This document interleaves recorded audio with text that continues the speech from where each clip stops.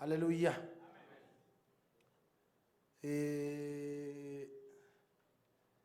Musoro weshoko ranhasi unonzi Abhineri akafirei.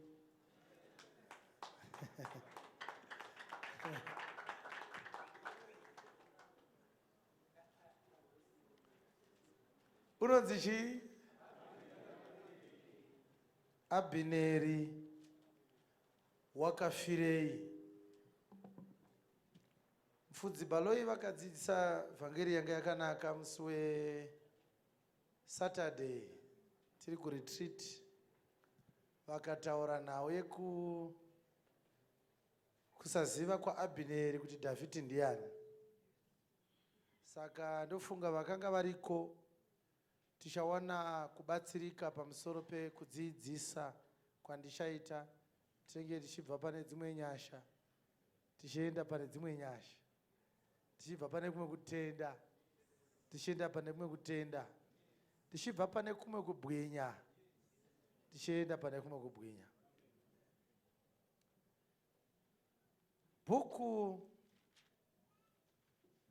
Bhuku yavaKorinte vechipiri chapter 1 ngatimboimhanyisai tione kuti tinosvikepi nayo. VaKorinte vechipiri chapter 1 katavereka vaKorinte vechipiri chapter 1 tokovereka mazwi mashova shova toenda kuti kuchapter 2 yavaKorinte vechipiri. Verengai tinzwe. Pauro, muapostora waKristu Jesu. Pauro, muapostora waKristu Jesu. Nokuda kwaMwari naTimoteo hama yedu kukereke yaMwari iri paKorinde, pamwe chete navatsvene vose vari paAkaya yose, nyasha ngadzive nemi norugare runobva kuna Mwari Baba vaShe wedu Jesu Kristu. Alright, tazvinzwa izvozvo. Nyasha ngadzive nemi dzinobva kuna Mwari Baba nekuna Ishe wedu Jesu Kristu. Handei pa3. Mwari ngaavongwe. Mwari anofanira kuti atendwe. Iye Baba vaShe wedu Jesu Kristu. Mwari ndiye mudhara waIshe wedu Jesu Kristu. Baba vengoni. Baba vengoni. Mwari wokunyaradza kwose. Ndiye Mwari wokunyaradza kwese. Iye unotinyaradza pakutambudzika kwedu kwose. Zvikanzi Mwari uyu zvaanoita anotinyaradza pakutambudzika kwedu kwose. Yes. Kuti isu tive nesimba rokunyaradza vari mukutambudzika kupi nokupi, nokunyaradzwa kwatinonyaradzwa nako naMwari. Zvikanzi kana tanyaradzwawo isu tinozononyaradzawo vamwe vanenge vaine kutambudzika kupi kana kupi kwavainako. Kunyaradzwa kwacho kunenge kuchibva kuna Mwari, kunenge kuri kwaMwari. Kureva kuti inongori gemu kunyaradzana. Ukanyaradzwa unonyaradzawo mumwe. Ukanyaradzwa unoita sei? Saka ati who comforts us in all our tribulation, that we may be able to comfort them which are in any trouble, by the comfort wherewith ourselves are comforted by God. Saka pandei ndichisa mamwe mazwi ndichisa mamwe ndechida kusimplify. Animbokanganisa ndozvigona zitereki izvozvo. Musambondityira zvo. Ndakatombochidzidzisa chirungu ichi. Vanhu vakatonyora vakapasa. Pane mamwe mazwi akashandiswa muVictorian English anoita kuti mascriptures menguva they appear more complicated than they are. Pane panoshandiswa izwi rekuti of muBhaibheri panenge pachirehwa izwi rekuti by. Koita pamwe panonyorwa izwi rekuti of pachirehwa from. Saka chirungu chekudhara chakashandiswa chemu17th century, chirungu ichocho chakanaka, chinochengeta meaning, asi chinoda kuti chizosimplifyiwa kana taakushumira. Saka reshona tikashanda naro rega rinochikanganisa chirungu ichocho. Chinonzi icho Victorian English, ndo zita racho. Chirungu chiri muKing James chinonzi chi Victorian English. Kuti chirungu chemazuva aQueen Victoria, kweta vatakazoseva kudharadhara. Wazvinzwa? Yes. Saka nawe kunyaradzwa haitaurirwa ari kungojambula zvake achingojamba jamba. Inotoudzwa anenge aine zvakamubopa. Ndopaanozonzi shamwari unoda kunyaradzwa iwe. Iwe unoda kunyaradzwa iwe. Haisi yekunyaradzwa kweunge wasiyiwa nemudiwa wako akabva akutiza. Kunyaradzwa kuri kubva pakunge vanhu vaine kuchema kuri mavari. Tichaponeswa nani zvatisina kururama kuri kudiwa naMwari? Saka tichapinda denga sei?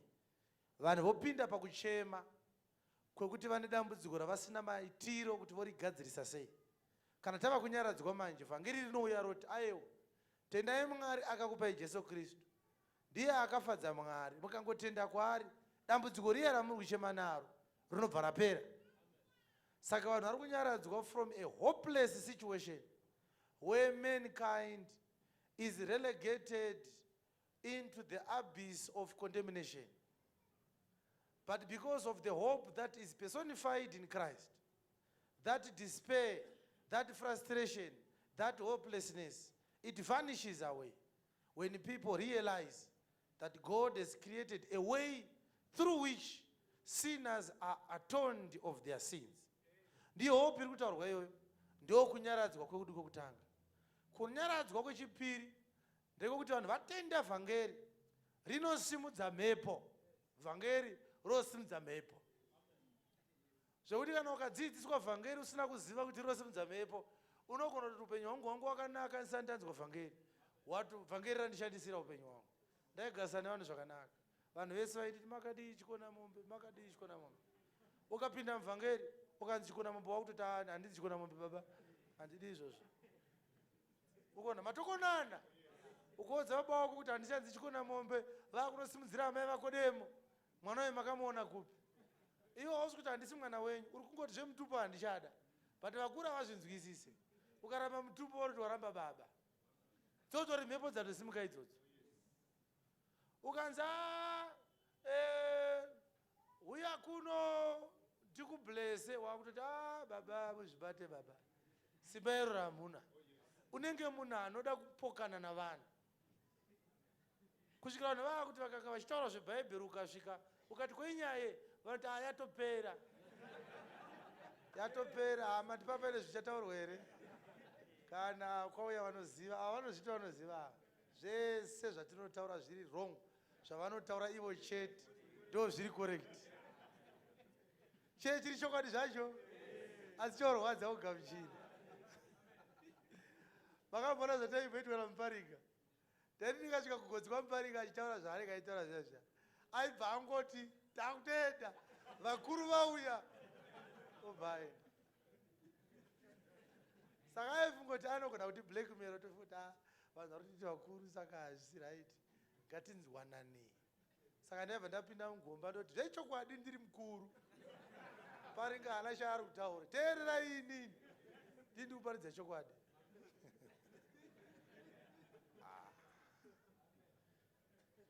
Saka rimwe zuva ndakaziva kuti ngatimbogarai mugomba ndikuratidze kuti makarasika. Vakaramba. Shava takangozvitanga vanosvika vanhu vati ngaite shava. Shava ita hako. Nekuti kutonyarara kuti mumwe ataure akatadza. Vhesa haana. Pane vanga varipo patakaita discussion yema-spiritual fathers naChingandu. Ndakanyara zvisikaiti. Ndakanyara nekunyara kwandinofunga kuti Chikanda aifanira kuve nako but zvakamuvhiringa. Akanga kuti takagara pamacheya so ngatichinje subject. Ngatichitaura yechegumi. Ngatimbopedze yema-spiritual father. Akabuda achiita kunge mwana amesa pamba.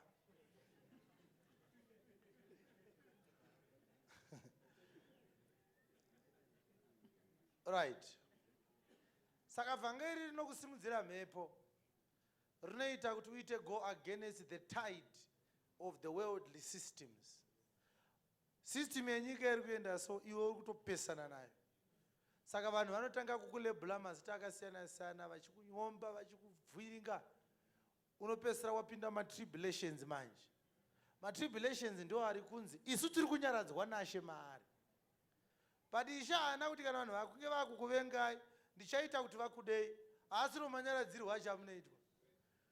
Anokunyaradzai nekungoziva kuti hamusi venyika ino. muri vekudenga. Saka kana vachikuvenga eka ndozvavanofanira kutoita. Pamwe uchifanira kuita stress kuti vanhu vanondivengerei, wototi kana Jesu akavengwa indotofanira kuvengwawo. Mwari akudzwa. Hausisina emotional problem, hausisina kugumbuka, nekuti waakuziva kuti chiri kuitika kwauri chinofanira kuitika. Saka uri kunyaradzwa nevhangeri. Chiri kunyaradza apa chii? Saka Jesu paanoti ndichakutumirei mweya munyaradzi, anga asiri kuuya. Musi wakatorwa maziwa naJesu hapana anga afa. Nekuti vanhu vanoti kana vasvika pamariro Mwari makati munotumira mweya munyaradzi, tinyaradzei changamire. Jesu paakati ndichakutumirei mweya munyaradzi, pasiri panhamo. Udzari pasaidi pako. Hapana anga afa. But mumwe anoti saka vanhu vanonyaradzwa pakuti kudii? Mweya mutsvene aiuya kuzonyaradza vanhu pakuti kudii? Aiuya kuzonyaradza vanhu. Endai tinzwe paJohn chapter 14. Tingangotaura vanhu voti hazvisirizvo. Musatangire paverse 16. Pane vhesi yandiri kuda isiri verse 16. Vanhu vajaira verse 16. Right.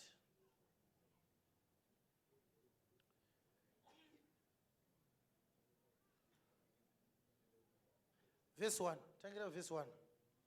Mwoyo yenyu irege kumanikidzwa. Tendai kuna Mwari, mutendewo kwandiri. Mumba mababa vangu mune nzvimbo zhinji dzokugara. Dai kusaiva kudaro, ndingadai ndaikuudzai, nokuti ndinoenda kundokugadzirai pokugara.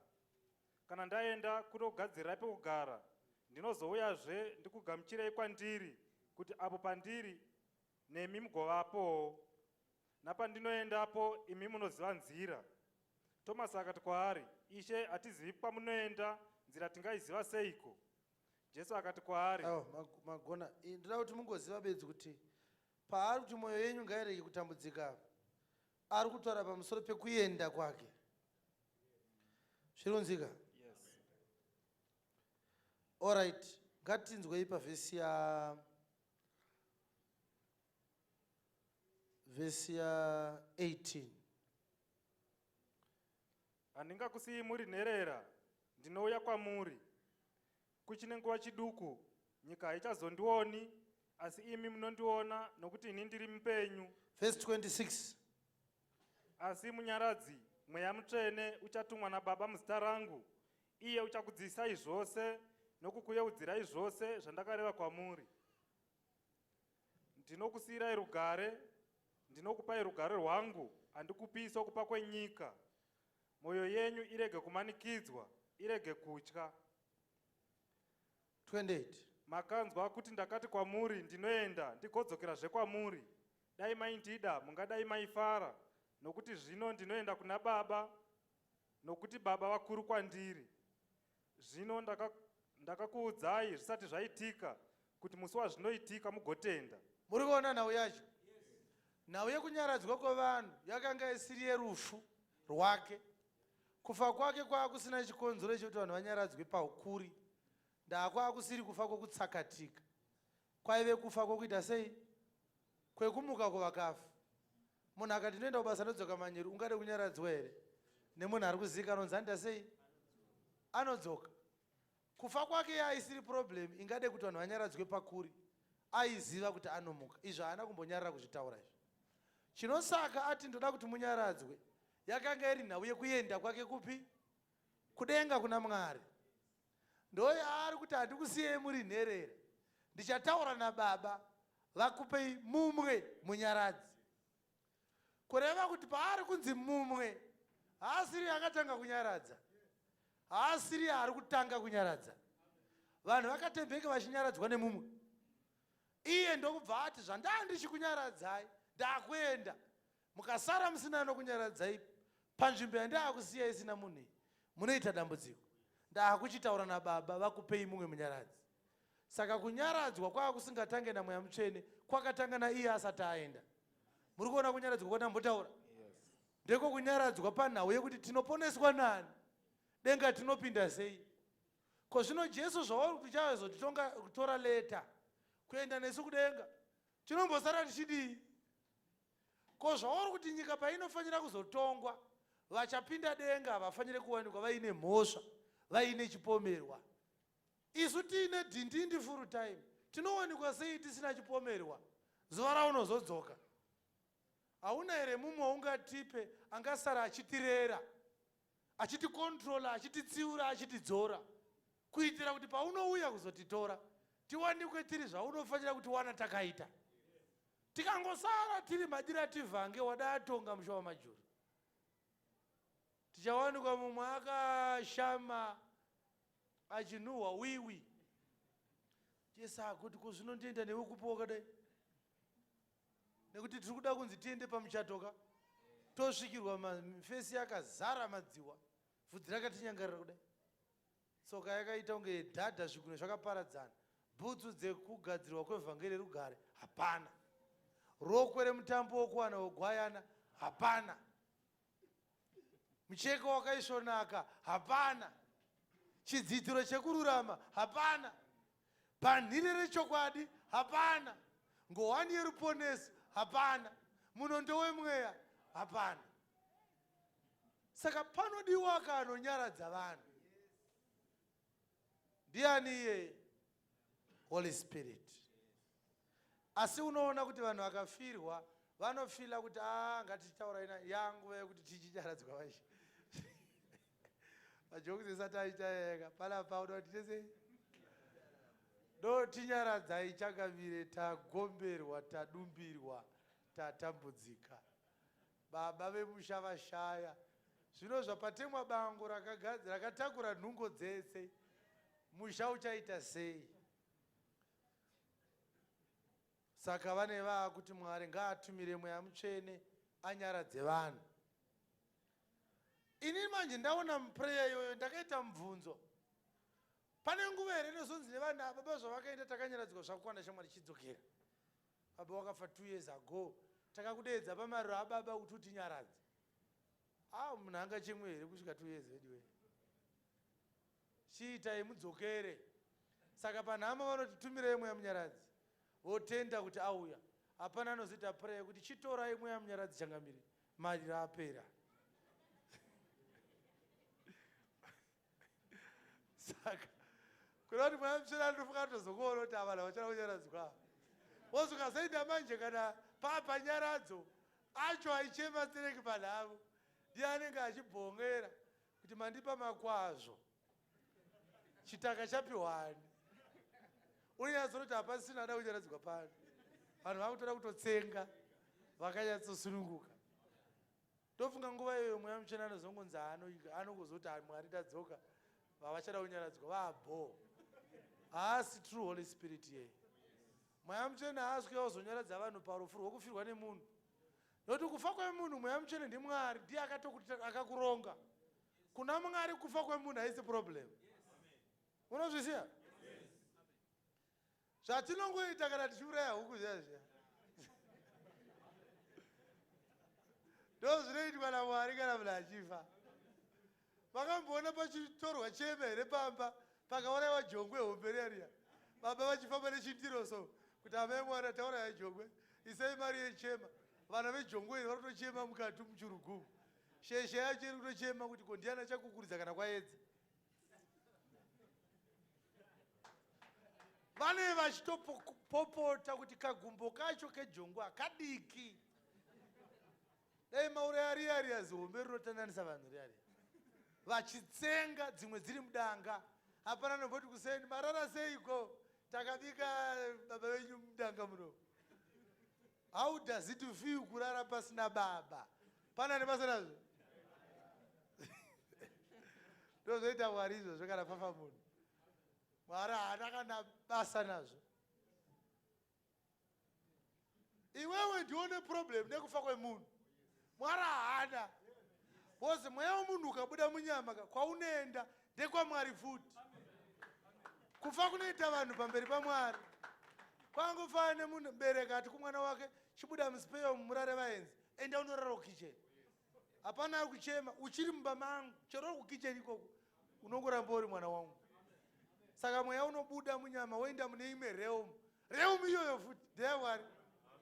vanhu ndo vanenge vava kuti hatichamuona zvakare. Mwari anoti zvese zvakashama pamberi pangu ndomuona. 2 Corinthians chapter 2 verse 2. Chapter 2 tangire paverse 1.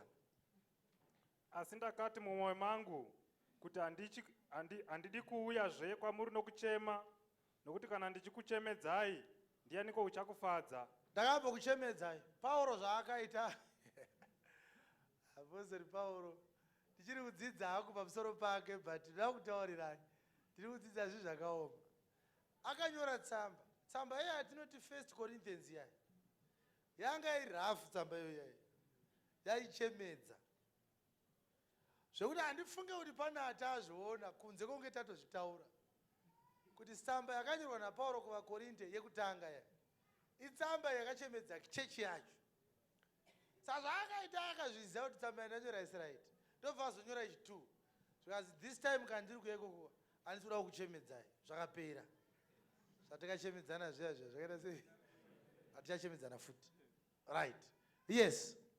Nokuti kana ndichikuchemedzai ndikakuchemedzai ndianiko uchandifadza ndichazofadzwa nani? kana asiri iye wakachemedzwa neni. Ndikakuchemedzai ndichafadzwa nani? Because ndikakuonai muchifara ndotofara kuti basa rangu riri kufamba. Ndakanzi ndichengete boka raMwari agoriwana rakanaka. But vava vaita musikanzwa saka akavachemedza. Papa ine nhau dzekudhakwa muchechi, vanhu vachidanana nemukadzi wababa, vamwe vaiti rotora mukadzi vachitorana navakadzi muchechimo. Uyu adana nemukadzi weuyu, uyu adana nemukadzi weuyu. Vamwe vakatanga kuuya nemarofu echingwa ane bhata ane jemu, anzi tiri kudya muviri washe. Rofu rechingwa baba nepoloni anzi communion of the Lord's Supper nechigubhu chakazara raspberry. Umwe ari kuuya nechateu muchechi ndobva vachemedza. Akati muri mapenzi handingakurumbidzei kana muchidaro. Saka anozoti kumberi kwacho ndinofara kuti ndakakuchemedzai, kwete kuti ndikufarira kukuchemedzai asi kuti makachema mukatendeuka. Saka tsamba yechipiri yakunyorwa vanhu vakatsiurwa vachibva vatendeuka. Havana kutsiurwa zvakanaka. Aiwa vakachemedzwa. Asi ukaona munhu achinzi akachemedzwa unga aitochema. Pane dzimwe dzisisachemeka. Sekuti even ukadzitaurira mashoko akaoma zvakadi kuti atendeuke pane zvaari kuita atendeuke acheme. Bvunza ari pasaidi pako kuti ungacheme here iwe? Ungachemedzwe here nevhangeri? Verse 3.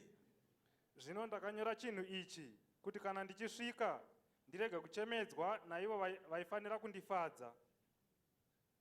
Ndichikutendai mose kuti kufara kwangu ndokwenyu mose.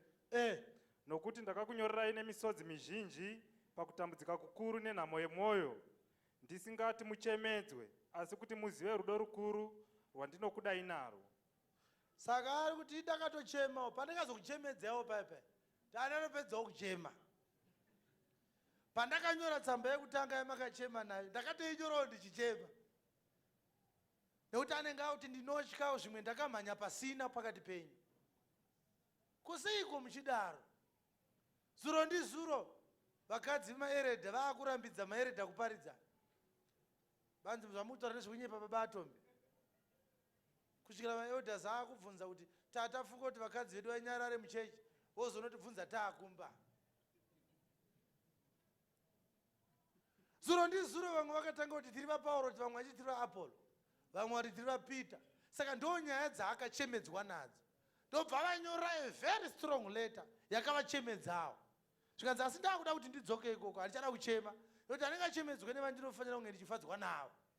Asi pandakachema ndikakunyorera tsamba yakakuchemedzai ndaida kuti muone kuwanda kwemufaro wangu nekuti ndinokudai zvakanyanya. Handidi kuti pawane kuwanyorasika pakutenda. Yes. Zvino kana mumwe akachemedza hake haana kundichemedzaini asi imi mose. Kurova uku kwa vanhu vazhinji kunoringana munhu wakadai. Naizvozvo zviri nani kuti mumukanganwire nokumunyaradza kuti arege kuodzwa mwoyo kwazvo neshungu huru. Saka kuti kana paine ari kuramba kutendeuka panhau yetsamba yandakanyora iyaya, chimuitirai mwoyo murefu asarege kuora mwoyo kuti ati asakaenda handisi mubhuku yeupenyu saka ndakatongosiya zvangu. muitire mweya murefu. Saka taverenga tsamba idzi dziri mbiri tichida kuona matambudziko anowira vanhu pakutenda zuva rimwe nerimwe, anoshumira, anochemedzwa nevaanoshumira. Kuti ndichikudzidzisa kuti Jesu anoda izvi, Mwari haadi izvi, panowanikwa mumwe anoita izvozvo zviri kurambidzwa izvozvo. Zvinomutsa shungu mumushumiri. Mushumiri kana achinge aona zvakadaro unogona kufunga futi kuti regai ndirayire vana ava nenzira yakati omei kupfuura zvandinomboita mazuva ese. Obva akurangai, zvimwe anokuranga nekutokuti chakupanisha nenzira yakati, kana kuti anokuranga nekukutaurira mashoko ekuti unoti havambotaura mashoko akadai, vagumbuka. Dziri nhau dzekuparidzwa kweshoko raMwari, vanhu vachiviolata doctrine, zvobva zvachemedza vanotenda. But ozoti no, ndaakuuya ikoko, but this time handisida kukuchemedzai, ndikutoya kuzovhara. Urikuona kuti ane kanyaya kaari kugadzirisa, kuti paanosvika hadi kusvika vanhu vakati surivarei vachita pamwauya futi kuzotiranga nekanyaya kaya kaya kekudhara. Saka ari kunyora tsamba, tino ndiri kuuya but nyaya yekuchemedzana yakapera, ngatifarei.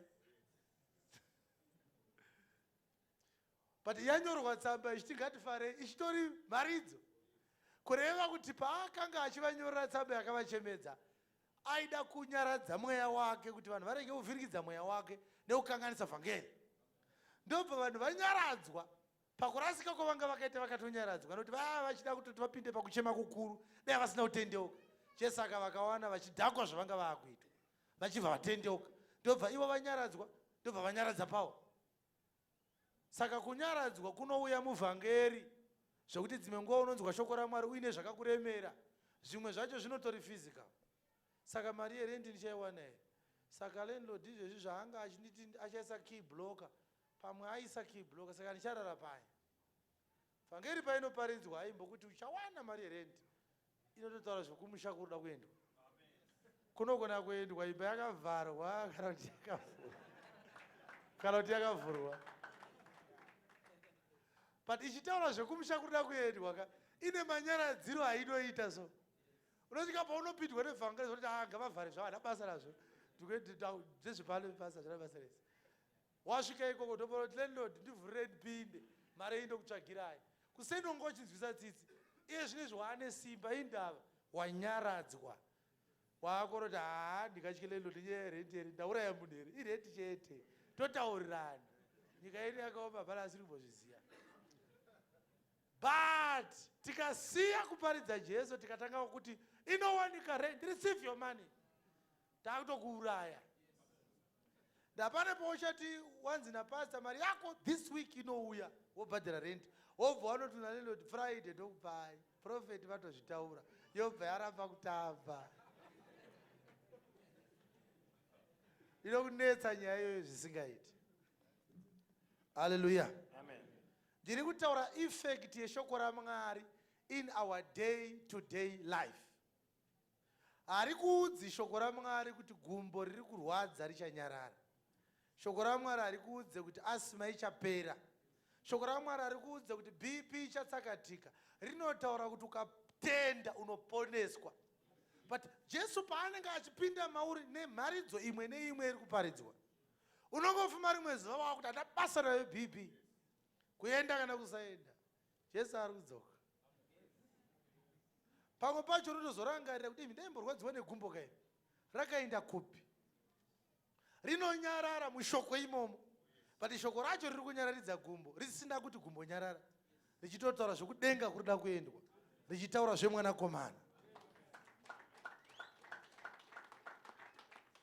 Pamwe pacho unenge uri dutununu, uri pfuza kubasa, hudi kuenda izvo zvisadzara wadya, upfu hwacho ndehwahadzimai vako vanoenda kumusika, iwe uri chireshe chemurume, kutengesa mango chaiko kana mabhanana uri kutadza. Asi ndicharamba nchizvitaura, Mwari akati zvitaure, pane mismatch isiri kunaka iri kuitika mudzimba dzenyu. Ndicharamba nchizvitaura izvozvo. Mwari uri kuda kuti murume amire panzvimbo yake sababa vemba, semucherechedzo waKristu mufamily. Zvokuti tite varume vanouya kuzongoti pote shoko panapa, asi uchipfeka mini brief yakatengwa naadzimai vako. That is nonsense. tengerwa hako nekuti angozviita nerudo, kwete nekutonzwirwa tsitsi. Ayo hatisuda zvinhu zvakadaro. Kana mune murume munoma anongofuma achingonwa tii asingazive kuti shuga yabva kupi, uri benzi remurume, autorwa mpama chaiyo. Taura chokwadi, uri munhu werudzii, enda unoshanda. Murume anofanira kuti kana akanzi takura bhasiketi rakazara kana pupu yemunhu, chero achipuhwa mari, anofanira kutakura achiitira mhuri yake. Dignity yemurume ndeyekuti anoriritira mhuri yake. Zviri kunzika zvandiri kutaura? Ukatadza kuriritira mhuri yako iwewe, wakuti ngatibatsirane upenyu wazano hwakaoma. Jesu haana kumbobvira ati mazuva ano zvakatiomera kudenga kuno, tibatsirewo panyika ipapo, mungoona kuti munoparidza chero zvamawana zvokuparidza paridzai. He is able to provide for his family. Vhesi haina kumboti murume mucherechedzo waKristu ndokunge ikonomi yakanaka. Kana ikonomi yadhakwa munobatsirana. Makambenzwa vhesi iyoyo? Hakuna vhesi yakadaro. Kana akutomwendawo kubasa kungodowo hake, kwete zvekutoona kuti ndikasatobuda musha unoparara. Haiwa, kana hatisi kuda varume vakadaro panapa. Zvinotori ndezveshoko raMwari kuti izvozvo.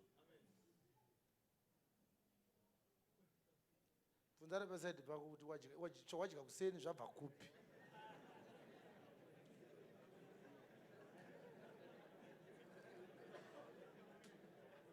Varume vari munyika umu vakusemesa. Varume vapindwa nenungo dzisingaite. Varumewo zvavakaitwa, amene Satani akaita sei?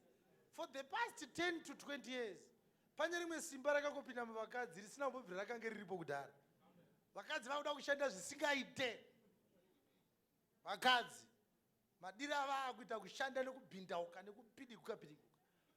Zvinenge zvakatochinjana. Nungo dzaane varume hadzichaita. Varume vakapindwa nenungo, vakadzi vakapindwa nemweya wekuti regai tishande. Zvakashata kuti mukadzi wako apinde mumagumbeze iwe warara kudhara. Zvakashata.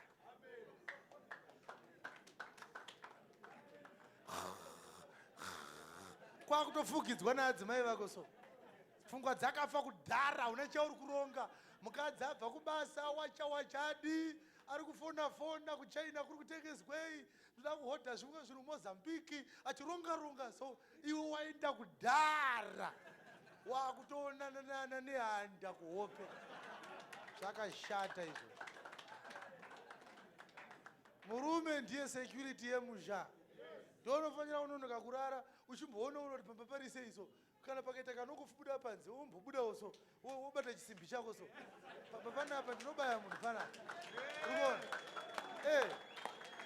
Urikuona? Womutsa adzimai vako kuti mukai, pane zvandanzwa panze apa. Regai ndinoona kuti chii chiri kuitika iyo papa. Mukadzi ngandati chichiyo ibva yemadzima light. Anenge akupinda imomo. Iwo hapana zvawanzwa zvako. Uda kungopruvha kuti ndakasvinura ndini muridzi wemusha uno.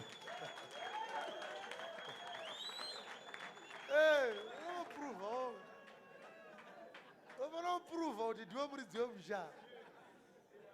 Zvakaipa kuti vana vako iwewe vari kupfekedzwa nemukoma wadzimai vako. Zvinosemesa izvozvo. Zvirimwe riri kupulana kutenga motikari, stendi harina. Uri benzi. Ukafa vanhu vanosara kugara motikari. Zvichitamba hauna, asi uda kutenga motikari. Tenga stendi, woisa chikebhini, wogara imo mune vana vako. Ukafa iwewe mukebhini, ndepekutangira. Kwete kuti ukumbirirwe landlord, kuti uchemerwe pamba palandlord iwewe. Uri benzi. Nevanhu vari kunze kwenyika uko, vamwe vacho mapenzi. Tabasa rekutumira zvimabhazi zvakafa kunoko, kuti zviuraye futi vanhu vakafa futi kudhara vari kunoko. Vaitadzotenga stendi. Unotumira bhazi unopenga. Muno muZimbabwe mune munhu angakuranyire bhizinesi rebhazi ari faithful, areka achizvikwanisa nekumpafa uri muno. Ko adii zvako kuzeiza mari wombotora leave kana regore rese. Wouya wovaka musha wako woisa maroji. Isai mari muaccount mangu. zvikakuomera ikoko unoita sei? Unopinda mumba mako, kuite kuti hanzi ndinogara apartment Manchester. Apartment yekuita sei? Uri British here iwe? Uchadzoka kuno kuzotinetsa futi. Saka ndendichiparidza asi ndendichida kudzidzisai futi kuti uchinzi baba hakusi kungopfeka trouser, uonekwa kuti uri baba pamba.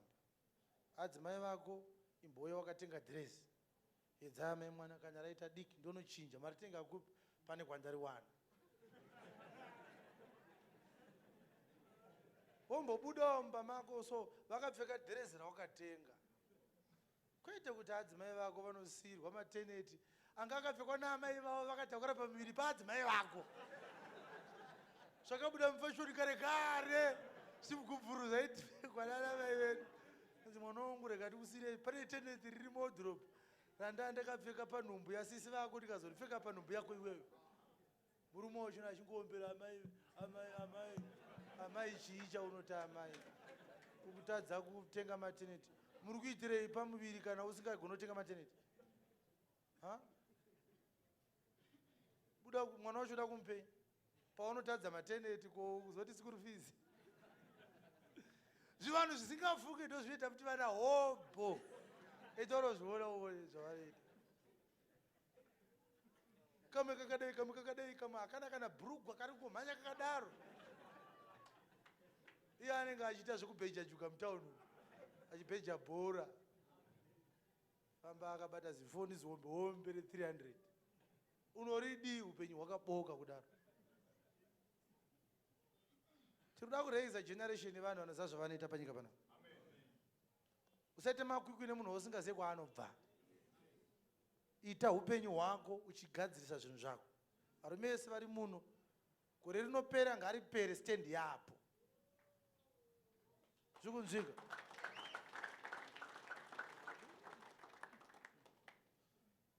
Imi madzimai acho munozondoona kana gore rakupera pasina stand. Maya mundu zoti havana kumbotenga. Tomunza kumberi kuno kutomusvereredza.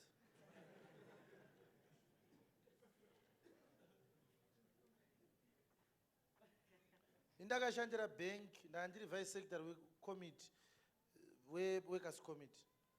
Saka paiti pakafa mushandi webank, mutemo waiti panofanira kunge paine workers committee anozotaura speech paguva remunhu anenge afa ari mushandi weRBZ.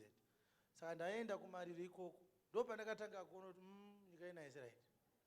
Vanhu vataiti ndo vakuru pabhengi vaiti kana vafa vaindosvika pakamba kamwe kasingaite kakabhenda kakatsemuka so, mai vachona havana kana gambutsu zvaro kumusha uko. Asi mutauni munhu achiita mbiri yekufamba nemazimotokari achiroja mazimba kunana Mandara. Stand yaakatenga hana kuvaka. Ndopamunozoti hazvinoanga chemerwe kupi baba vachoti uyai naye kumusha. Takazenda kwarisa peti kanonyara zvisingaiti. Toilet pamba pemunhu anga ari bank manager hapana kumusha kwababa wake.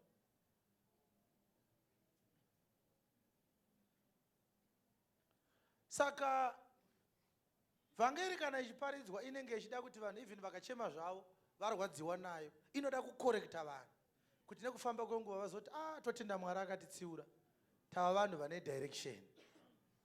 Zviri kunzwika? Shoko ratiri kukuparidzirai toda kuti vana vamuri kuzvara after 20 years 30 years vazoti ndakaona kuti pakangotendeuka baba vangu vakatopepukawo tikazoita upenyu hwakanaka nekuda kweshoko raiparidzwa. Even though shoko racho risina kupa vanhu mari, but rinongokupa kunzwisisa kuti upenyu hunofanira kuitwa so. Handiti? Yes. Iwe rara pasi uchirara parukukwe uchifuga chitaganya sezvandaita ini. Woita mwana ofuga kuti chitaganya. Apo wakublema baba wako, bongo. Baba wako ndo vakakutsvagira magirlfriends esawina waya. Baba wako ndo vakakudzidzisa fodya. Muzari pasaidi pako. Kuti baba wako ndo vakakupfekedza t-shirt yeZanu here. Ikakuita rombe sezvawaita izvi.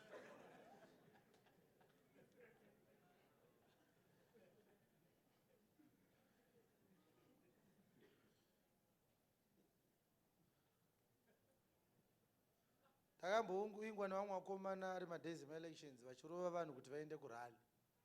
Hamusi kuuya kubhesi se, ndikati nyatsonitarisa, unofunga unoita kubhesi here? Ini ndikasvika kubhesi ndichipidzwa bhesi newewewe. Unofunga kuti zvinoita izvozvo? Bvunza ari pasati pako kuti unofunga kuti ndingaende kubhesi here ini?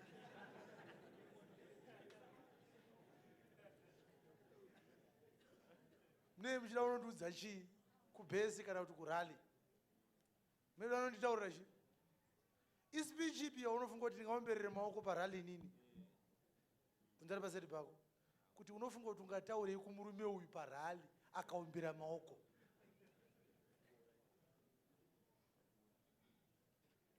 Right, ngatendei kuvhangeri yedu. Saka ndinoda kutaura mazwi atichadzidza Abhineri akafirei. Muchaona kuti pane kunyaradzwa kwamuchawana pavhangeri iyoyi yatichawana.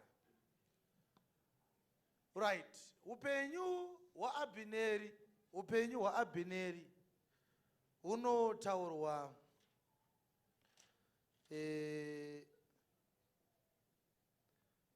pa 1 Samuel chapter 14 verse 50 ne51. Ndo panotaurwa kuti Abhineri ndiani.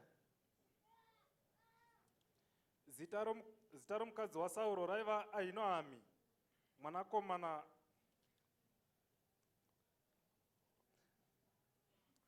Zita romukadzi waSauro raiva Ahinoami mwanakomana waAhimazi.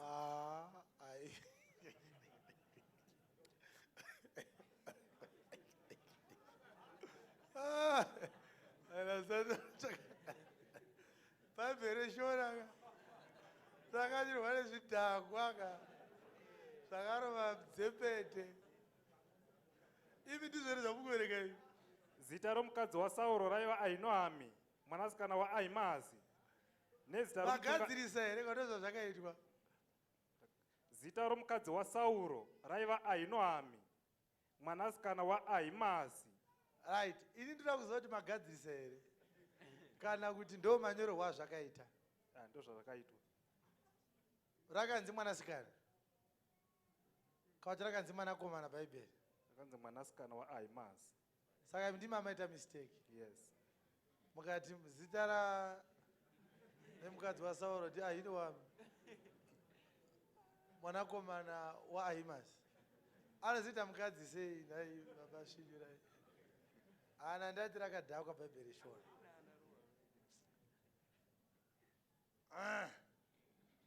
Handei naro. Nezita romutungamiriri wehondo yake raiva Abhineri mwanakomana waNeri baba munini vaSauro. Kishi ndiye waiva baba vaSauro. Kishi ndiye akanga ari baba vaSauro. naNeri baba vaAbhineri waiva mwanakomana waAbhieri. Abhieri ndiye akanga ari baba vaKishi. Saka tikadhirowa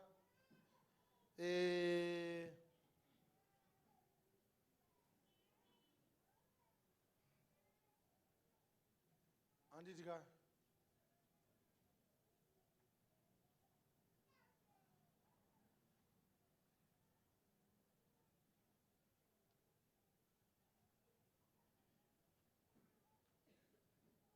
right, let me just confirm this lineage kuti ndo mamira yakaita here.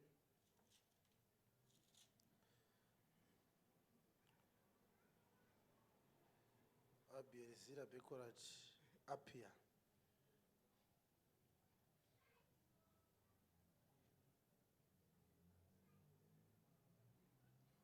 Apa ndipo panofanira kunge paina Zira apa.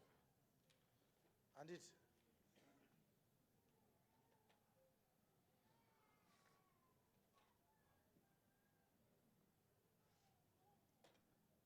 Ndipo panofanira paine Zira apaenda Bekorat, handiti? Bekorath tataenda Apia, handiti? Tabva pana Apia tobva taenda pana Abhieri. Tobva pana Abhieri tobva tainyora mazita ari maviri. Tobva tati isusu Kish. Tobva tati ne. Panapa tobva tazoti So. Panapa tobva tazoti Abna. Zviri kunzwika izvi? Saka kana achidhirowa rudzi rwaBhenjamini kusvika pana Sauro, tinobva pana Benjamin tobva taenda pana Zira, tobva taenda pana Bekorati, tobva taenda pana Apia. Apia ndiye akazobereka Abhieri. Abhieri ndiro zisekuru revakomana vari vaviri, Sauro naAbhineri. Abhieri, Abhineri zvakasiyana. Abhieri ndisekuru vaAbhineri, baba vaKishi naNeri. Saka Kishi naNeri vanga vari vamukomana nemunin'ina, asi Neri wanga ari munin'ina waKishi, kureva kuti Sauro akaona Neri anoti bamudiki, akaona Abhineri anoti mwana wabamudiki vangu. Pati vese vanobva pana Benjamin. Benjamin ndiye last born yaJacob. Tinozviziva kaizvi? Zvinoshamisa kuti zvakaitwa sei, nekuti uchanoona kuti ndo futi kwakabva Sauro wataa kuti Pauro. Akabva ikoko. Pauro maapostora wedu akabva kurudzi rwaBhenjamini zvakare, asi akambenga achinzi Sauro. VaJudha vaipanana mazita emadzikuru avo, saka chachisiri chinhu chinyowani kuti anzi Sauro. Akanga apiwa zita rasekuru vasekuru vasekuru vasekuru vasekuru vake, ava vanonzi Sauro ava. Right. Takatsanangura kuti Sauro mubhaibheri anoparidza murayiro waMozisi. Takazvitaura handiti? Tikakuratidzai nezvikonzero zvakawanda zvisingaperi kuti Sauro unoparidza murayiro waMozisi. Nhasi ndichashandura zvikonzero zvangu ndokupai zvimwe zviviri zvandisina kumbobvira ndakakupai. Can we prove that Saul represents the law of Moses? Can we prove that? Can we prove that?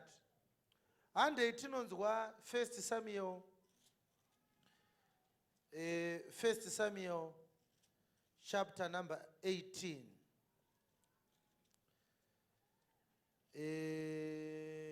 Verse 6. Tinoziva tese kufa Goliath akaurayiwa naDavid paValley of Ela. Mushure mekunge Israeri yaita 40 days and 40 nights ichigwenda nekudedera mazwi ekumhura Mwari aGoriati, wakanga asimudzwa naMwari kuti nekuda kwake vanhu vagoziva mambo wavakapiwa naMwari Dhavhidhi kuti ndiye akutsiva nzvimbo yaSauro. Saka Goriati akati aurayiwa naDhavhidhi, Dhavhidhi akapinda muJerusarema akabata musoro waGoriati. Tinoda kuti tinzwe zvakaitika ipapo. Zvino vakati vachisvika pakudzoka kwaDhavhidhi pakuuraya muFiristia, Yes. vakadzi vakabuda kumaguta ose avaIsraeri vachiimba. Vakadzi ndo vakabuda mumaguta ose vachiimba. Vava vari varume here? Vava vari vakadzi handiti? Yes. Vachitamba, vaimba vachitamba. kuzosangana namambo Sauro nengoma. Vava vakauya kuzosangana namambo Sauro asi vava vaine ngoma. Nokufara, Vaifara. uye nezvimwe zvinokuridza. Vava vaine mitengeranwa nemarimba nerudimbwa nemitopota. Yes. Vakadzi vakaimba vachibvumirana pakuridza kwavo vakati. And the women answered one another as they played and said, Sauro wakauraya zviuru zvamazana ake, Saul has slain his thousands, asi Dhavhidhi makumi ezviuru zvamazana and ake. David his 10,000s. Ndo rwiyo rwaimbwa nevakadzi. Rwiyo rwacho haruna mashoko akawanda. Sauro auraya 1,000, Sauro David auraya 10,000. Vaitobvumirana. Hapana chorus kuti tikaimeka baka tikakagonere. Sauro auraya 1,000. Inonetsa. Bhaibheri rakatiitira zvakaipa. Dai rakakaisa nekakorasi kacho takutomboka rovawo. But kanomutsa muromo kasongaka. Miremore zvakazoitika. Ari kunzi Sauro ndiye president. Dhavhidhi kanongori kamukomana kanofudza makwai.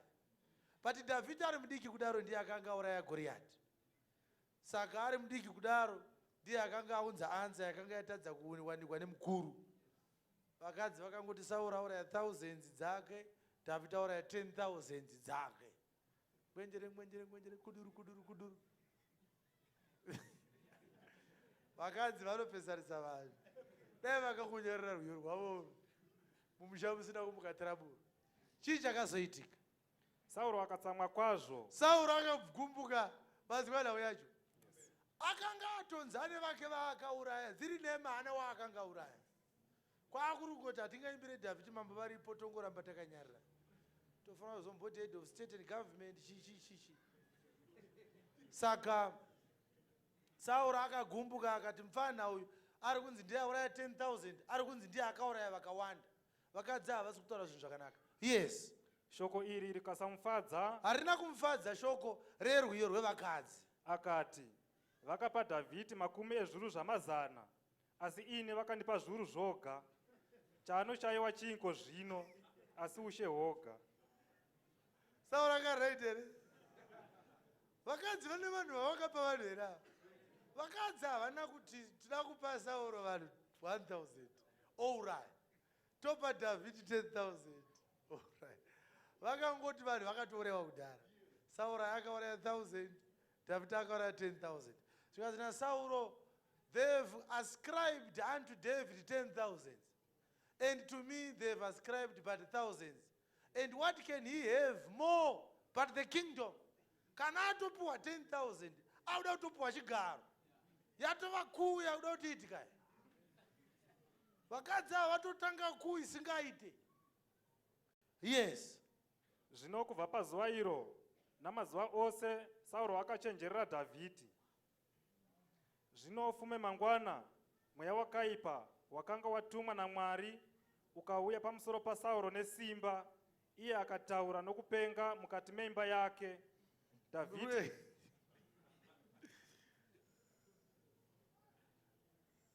Yes. Dhavhidhi akaridza noruoko rwake sezvaaita zuva rimwe nerimwe.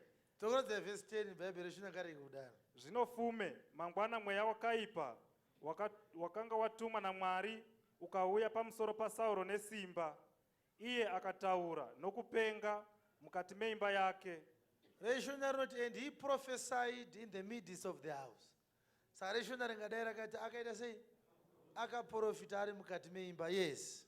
Dhavhidhi akaridza noruoko rwake sezvaaita zuva rimwe nerimwe. Murume uyu agara nomubudirwa redhimoni ndoita sei? Ndoridza ganjira. Ndobva atora ganjira rakakati ndakuda kuridza zvemazivese zvazvo. Yes. Dhavhidhi akaridza noruoko rwake sezvaaita zuva rimwe nerimwe. Sauro wakanga akabata pfumo muruoko rwake.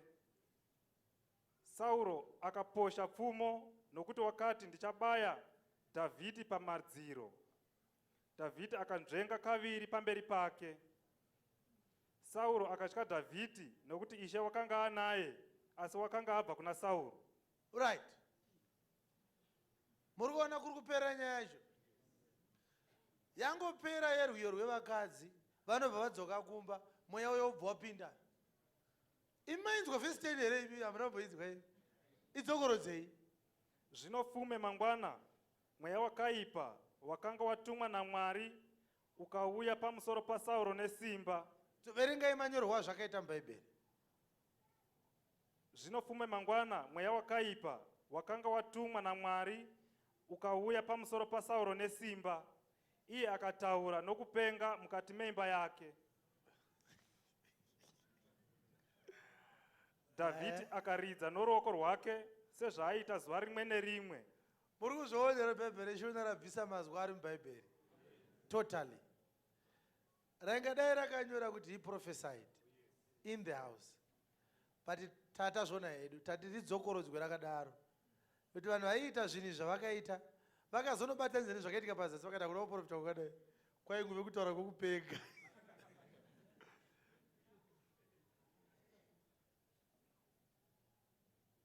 Yes. Dhavhidhi akaridza noruoko rwake sezvaaita zuva rimwe nerimwe. Sauro wakanga akabata pfumo muruoko rwake. Sauro akaposha pfumo nokuti wakati ndichabayira Dhavhidhi pamadziro. Dhavhidhi akanzvenga kaviri pamberi pake. Sauro akatya Dhavhidhi nokuti Ishe wakanga anaye. Ishe akanga aina Dhavhidhi, asi wakanga abva kuna Sauro. asi Ishe akanga abva pana Sauro. mazvinzwawo. Saka vhesi 10 iri kuti zvekuimba kwevakadzi zvapera, vakapinda mumba, ndokubva mweya wakaipa wakatumwa naMwari, an evil spirit from God, wapinda muna Sauro ukamutambudza. Ndokubva iye ati ari pakati pemba akatanga kuprofita. Ndokubva Dhavhidhi atora gitare ndotanga kuridza. Ndobva atora mupfumo kuda kubaya Dhavhidhi. Kaviri Dhavhidhi achitiza. Mubvunzo ndewekuti Sauro akaprofita here pavhesi 10? Hongu akaprofita. NdaBhaibheri ndo zvariri kutaura. Asi akaprofita nemweya upi?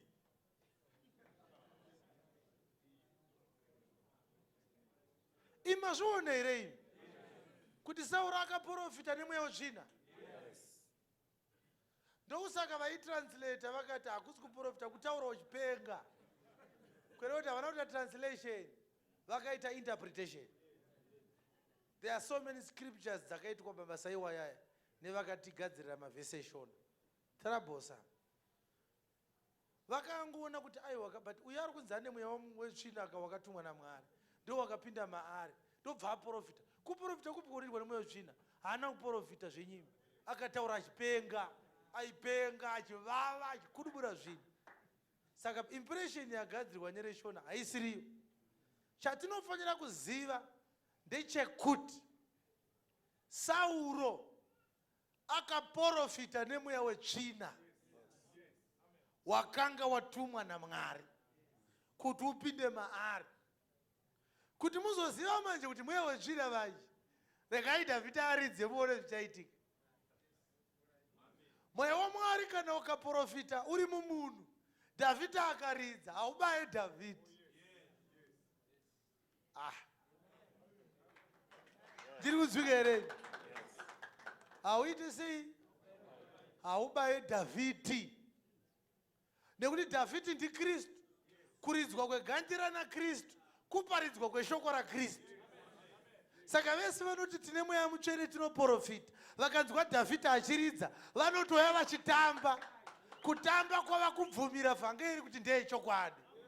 But kana uine wetsvina manje, Dhavhidhi akaridza, unoposera munondo, unobata pfumo ondokubaya. Dhavhidhi andozopona nekutiza so. Zviri kunzika zvandinotaura? Saka tinoona kuti zvatotaurwa ipapapa zvinoburitsa pachena kuti Sauro aiparidza murayiro. Jude verse 9. Saka tiri kuona kuti yabva yapera ichinzi Mwari akanga aina Dhavhidhi, asi Mwari wakanga abva panani? Pana Sauro. Kwatakamboverenga kuchapter 16 verse 14 ne15, tinonoona zvakare zvichinzi mweya mutsvene wakanga wabva pana Sauro, mweya wetsvina wakatumwa naMwari wakapinda maari ukamutambudza. Kureva kuti pakabuda mweya waMwari muna Sauro, haana kusara asina chinhu, akatumirwa wetsvina. Kuti tikozoziva manje kuti ndewetsvina manje, tinoona manje kuti anenge akuda kubaya Dhavhidhi. Zviri kunzwika? Yes. Asi Mikaeri mutumwa mukuru, Maikoro mutumwa mukuru, nguva yaakarwa naDhiabhurosi, akambokonana naDhiabhurosi. Maikoro akaita nharo naye pamusoro pomuviri waMozisi. akaita nharo naSatani pamusoro pemuviri waMozisi. Wakatya kumupa mhosva namashoko okutuka, Akatya kupa mhosva Satani namashoko okutuka. asi wakati, Satani akanzi kudii naMaikoro? Ishe ngaakurayire. The Lord rebuke you. Mazvita. Saka nawe kutaurwa naJudhi yakaitika paDeuteronomy 34. Zuva rafa Mozisi, hanzi naJudhi, Satani aida kutora mutumbi waMozisi, vakatokakatirana kusvikira Maikoro ati Ishe achaita sei? Asi mazviona here kuti hapana kunyorwa kunzi akatora mutumbi ndiani patag of war iri papa? Kana Maikoro akasvika pakuti kuna Satani Ishe ngaakurayire, kuroti akatoti handikugoneka. Akagona here kuzotora mutumbi zvaakatadza kurayira Satani? Akagona? Yakasiyiwa yakadaro. Ngatisiyiwo futi yakadaro.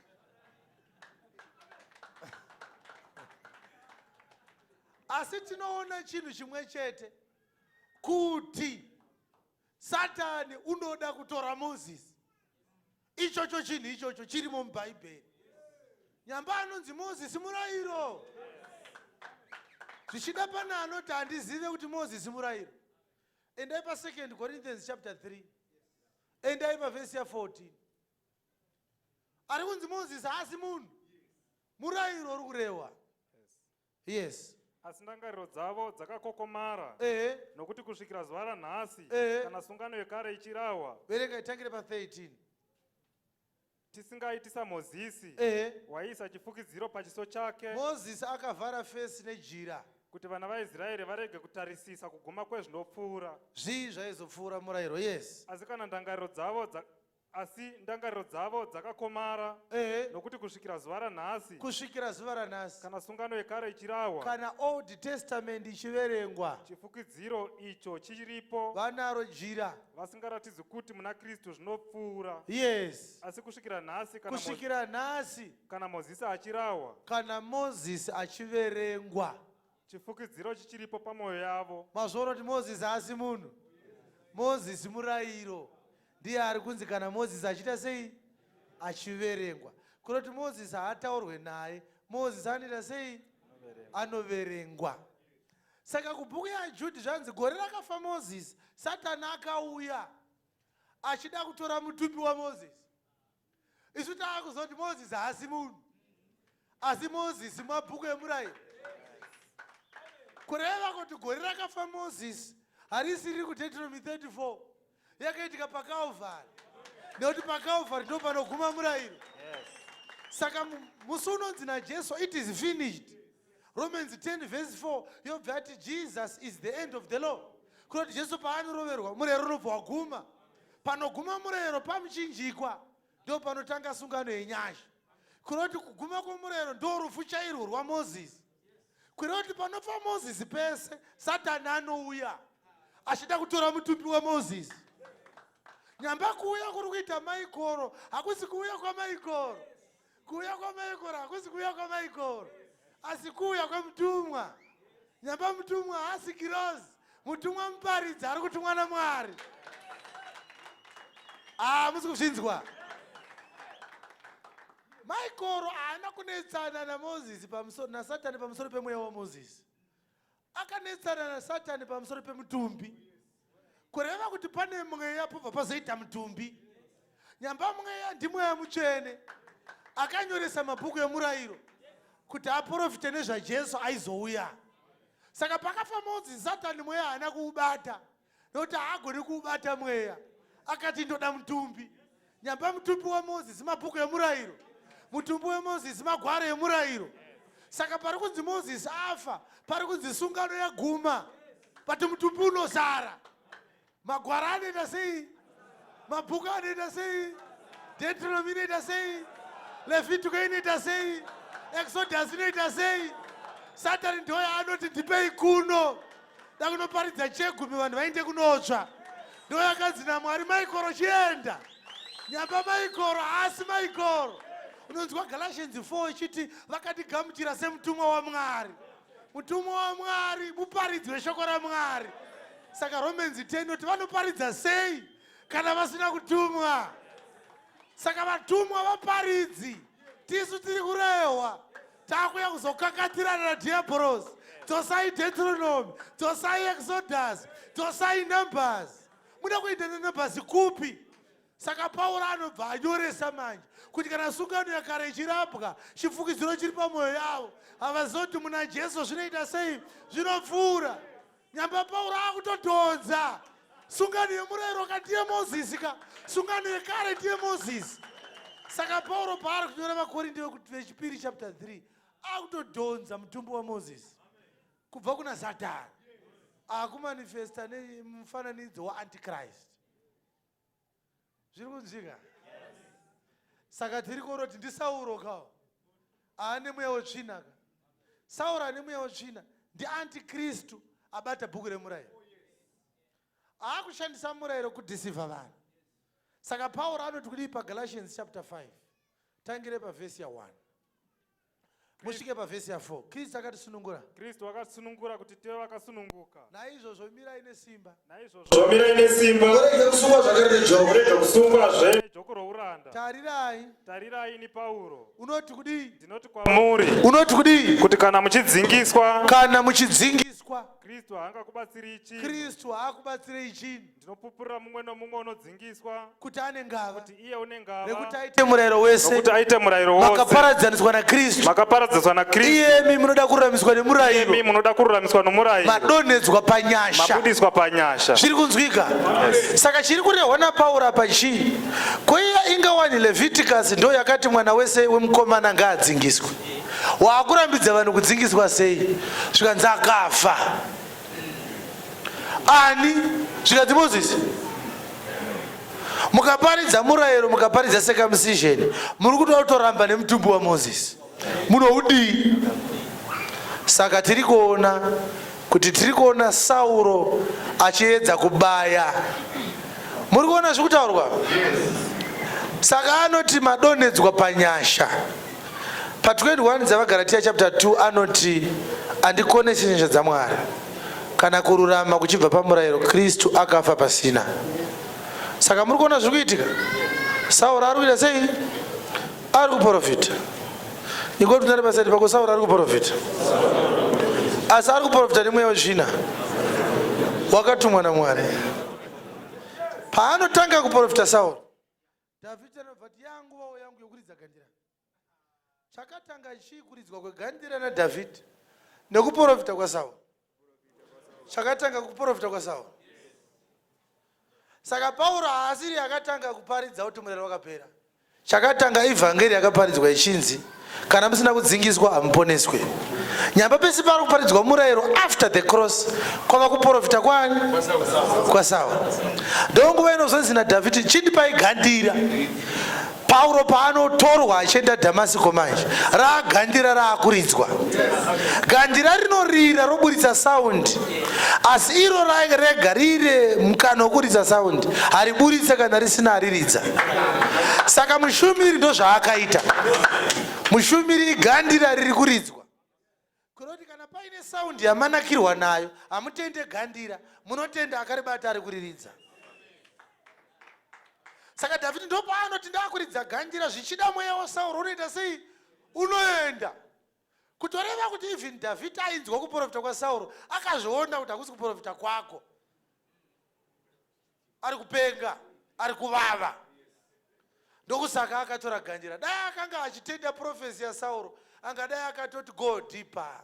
Amen. Thunder, fire. Dhavhidhi anzwa kuprofita kwaSauro, akati ndipei gandira. Hakuna kuprofita kwakadai. Murume ada kutobatsirwa. Kuroti wese ari kuparidza murayiro, ari kuprofita asi nemweya wetsvina. Ndo vatinofanira kutoridzira gandira manje ivava. Saka uri kuona takamira pano Jesu ari kutoridza gandira. Pari chinozonetsa manje ndechekuti richingoridzwa gandira, anobva amira kuprofita oti chindipai pfumo ndakumbaya. Mazviona kuti Sauro murayiro zvechokwadi. Saka zvese zvikonzero zviri zviviri zvinoratidza kuti Sauro murayiro zviripo ipapapa. Zvakawandisa zvipere, unogona kuti assignment yekuprove kuti Sauro anoparidza murayiro, mavhesi acho haaperi. Yekutanga yakanga isiri iyi yekuprofita kwaSauro nemweya wetsvina. Vamwana Bhaibheri rakarekodha kuti Sauro aiprofita nemweya wetsvina. Vangani vari kuprofita nemweya wetsvina pakati pedu? Vakapera here vanoprofita nemweya wetsvina? Funzari paside pakuti vakaprofita nemweya wetsvina munozvinzwa here? Munozviziva here? Dai Dhavhidhi akatibatsira veduwe, ndiye anonyatsoziva kuti hakuna chiprofita chakadai. Kungonzwa profesi so ototi ndipei gandira. Hakuna profesi yakadai. Vamwe vanenge vaumburuka vaakuti profesai baba, hapana chamusingazive. Izvi ndo patinosvika toti vhurai magwaro. Mweya wetsvina uchitaurirwa nhamba dzechitupa dziri correct, panotorwa gandira.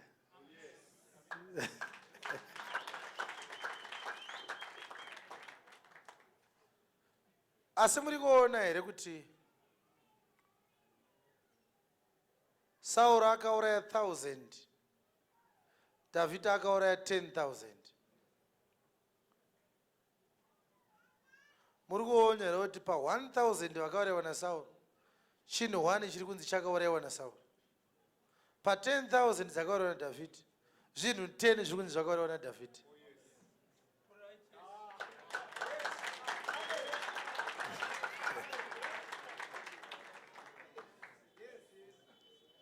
Nekuti murayiro wainzi ugone chinhu 1. Pauro anoti ndakanga ndiri mupenyu kunze kwemurayiro, murayiro uchiuya ndakabva ndafa. Kuroti murayiro wakagona kuuraya vanhu, asi Jesu achizouya akauraya murayiro wacho.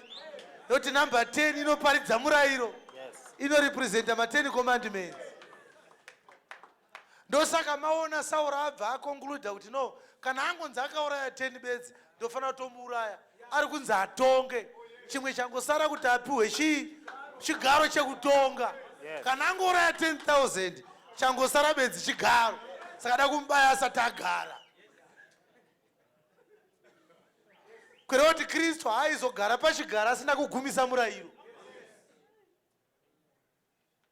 Kweva vakadzi zve10,000 vava zviwane kupi? Isu chatiri kuziva ndechekuti mumaoko maDhavhidhi mune musoro waGoriati 1. Zve10,000 vakazviwana kupi? Vakaverenga vakati mumusoro waGoriati imomo mune 10,000.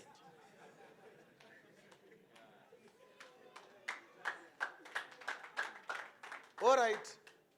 Tanga tichida kuziva kuti Sauro ndiani, nekuti hatigone kudifaina Abhineri tisina kuziva tenzi wake. Zviri kunzwika? Abhineri ndiarmy commander waSauro.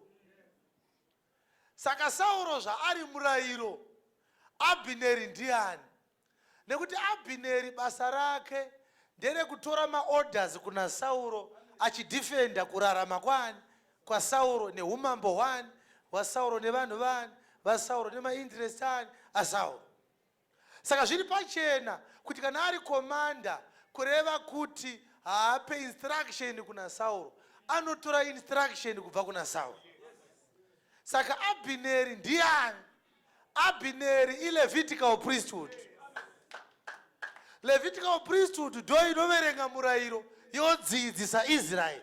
Ngatiteedzerei murayiro tichiita zvakati, ngatiteedzerei murayiro tichiita zvakati, ngatiteedzerei murayiro tichiita zvakati.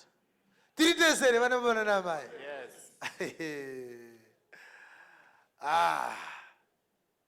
Patikati moverenge mavhesi matatu atiudza kuti ichokwadi here kuti Levi ndiye muchengeti wemurayiro. Nekuti kana pasina Levi apa paridzwe zvemurayiro. Funzari pasaidi pako kuti unozviziva here.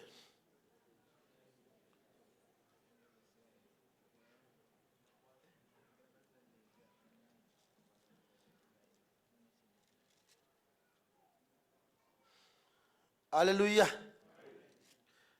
Andei pa Exodus chapter 30.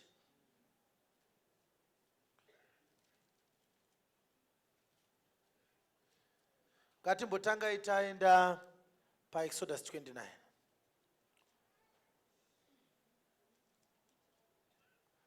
Moses aitaurwa naye naMwari, ande pa verse 4. Zvino uye naAroni navanakomana vake, Uya naAroni nevanakomana vake kumukova wetende rokusongana, ngavauye kutende rokusangana, ugovashambidza nemvura. ngavagezwe Aroni nevana vake. Utorewo hanzu, ugofuka Aroni nguo nejasi reefodi, Yes. neefodi nehombodo yechipfuwa, Yes. uye umusunge chiuno chake nebhanhire reefodi rakarukwa nouchenjeri. Yes. Uisewo nguwani pamusoro wake, nokuisawo korona tsvene panguwani. Zvino unofanira kutora mafuta echizoro, uadire pamusoro wake umuzodze. Zvino uisewo vanakomana vake, uvafukidze majasi, uvasunge zviuno zvavo nebhanhire. Iye Aroni navanakomana vake, ugovaisa nguwani, vave vaprista nomutemo usingaperi. Tsokorodzai vhesi iyoyo. Uvasunge zviuno zvavo Ngavasungwe Aroni nevana vake zviuno zvavo nebhanhire. Iye Aroni navanakomana vake, iye Aroni nevanakomana vake ugovaisa nguwani, ngavapfekedzwe chiheti chekupfeka mumusoro vave vaprista nomutemosi ngavave, and the vaprista priest's office shall be theirs for a perpetual statute. Yes. vave vaprista nomutemo usingaperi. Ugadze Aroni navanakomana vake. Vaprista nemutemo unopera here? Daire vadikani. Uprista hwaAroni hune mutemo unopera here? Hallelujah. Yes. All right. Endai paLeviticus chapter 21. Tangirei pavhesi ya 9.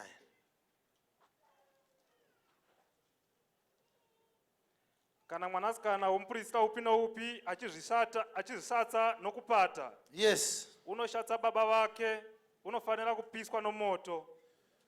Munhu uri muprista mukuru pakati pehama dzake. Tangirei pavhesi 1. Verenge vhesi 1 2 mozosvika ipapo. Zvinoisha akati kuna Mozisi, taura navaprista vanakomana vaAroni uti kwavari. Yes. Muprista ngaarege kuzvisvibisa kuna vakafa pakati porudzi rwake. Yes.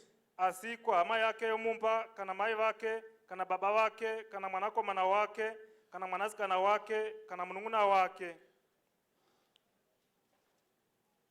Right. Saka Leviticus 21 iri kunyorwa vaprista. Taura naAroni nevana vake. Endai paDeuteronomy 32 is 31 verse 24.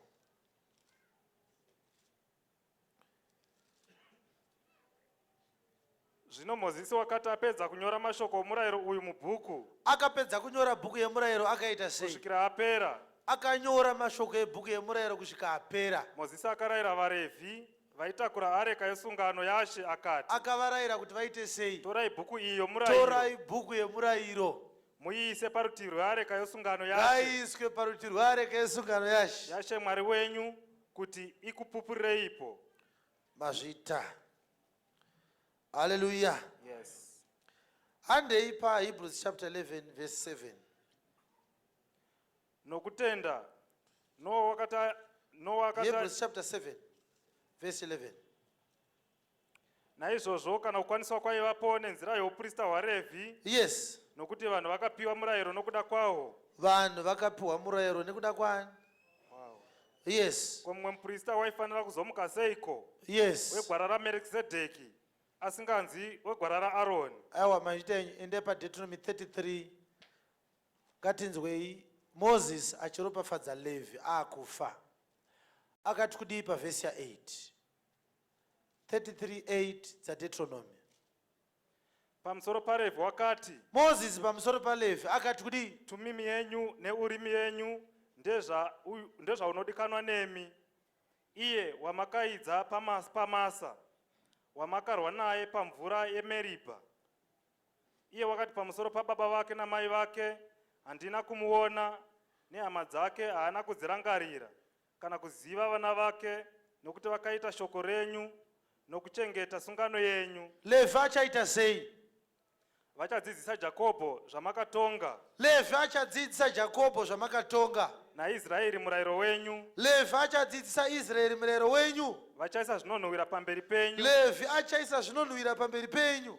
nezvipiriso zvinopiswa zvakakwana Zvinopiswa zvichapiswa naLevi paatari. paatari dzenyu. Yes. Ishe ropafadzai simba rake, Ropafadzai simba raLevi. gamuchirai basa ramaoko ake, Gamusirai zvipiriso zvaLevi. gurai zviuno zvavanomumukira Yes. nezvavanomuvenga, kuti varege kusimukazve. Zvabuda here pachena vadikani? Kuti Levi ndiye muparidzi wemurayiro. Mazvionawo. Achadzidzisa Israeri murayiro yenyu. Zvamakatonga zvenyu. Levi ndiye achadzidzisa. Kwere kuti Levi akaverenga murayiro, anobva auti kuna Israeri, murayiro unoti zvakati. Saka muchiona kuti basa raAbhineri nderekuti akanzwa zvirudiwa naSauro, oenda unodza vanhu vaIsraeri. Akanzwa zvarehwa naSauro, unoudza vanhu vaIsraeri. Akanzwa zvarehwa naSauro, unoudza vana vaIsraeri. Ndiani ari kuita basa iroro? NdiAbhineri. Abhineri mwana waNeri weimba yaBhenjamini. Hallelujah. Amen. Saka Dhavhidhi unotanga kubata ushe pachapter 1 ya 2 Samuel. Sauro anenge afa. Pachapter 2 pane chiitiko chiripo. Tinoona kuti Abhineri haana kusarenda umambo kuna Dhavhidhi. Abhineri akatogadza Ishi-Bhosheti mwana waSauro, akati mudhara wako afa, tonga, hapana anombokubata. Hallelujah. Amen. Zviri kunzwika zvandiri kutaura? Yes. Hadei pachapter 2 ya2 Samuel. Taakuziva handiti kuti Abhineri ilevitical priesthood. Oho.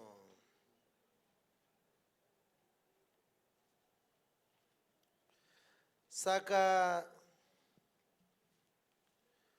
2 Samuel chapter 2 verse 8. Zvino Abhineri mwanakomana waNeri, mukuru wehondo yaSauro, wakanga atora Ishi-Bhosheti mwanakomana waSauro akamuisa Mahanaimi, akamuita mambo weGiriadhi, nowavaAshuri, noweJezreeri, nowavaEfraimi, nowaBhenjamini, nowavaIsraeri vose. Saka vanhu vakangotongwa bedzi naDhavhidhi for 7 years 6 months yaingove imba yaJudha chete. Vamwe vaIsraeri vese vaitotongwa naIshi-Bhosheti, chimfana chisina zvachinogona, but chagadzwa nani?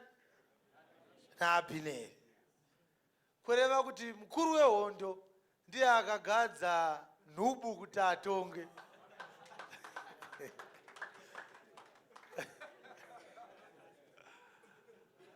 Zvakaitwa naArmy General.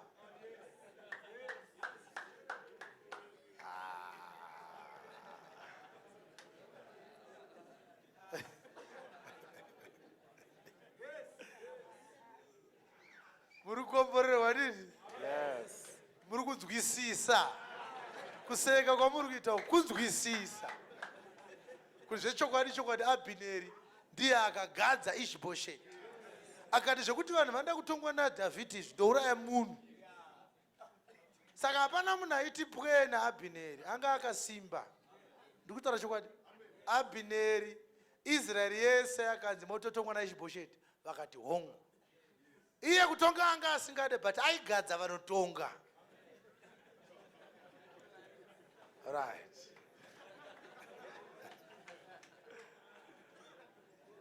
Alasi vanhu vari kunzwisisa wako. Vanhu vari kunzwisisa. Pakati mafolo munomane vanhu vaakunzwisisa. Saka Dhavhidhi haana kuita hake ruzha naAbhineri.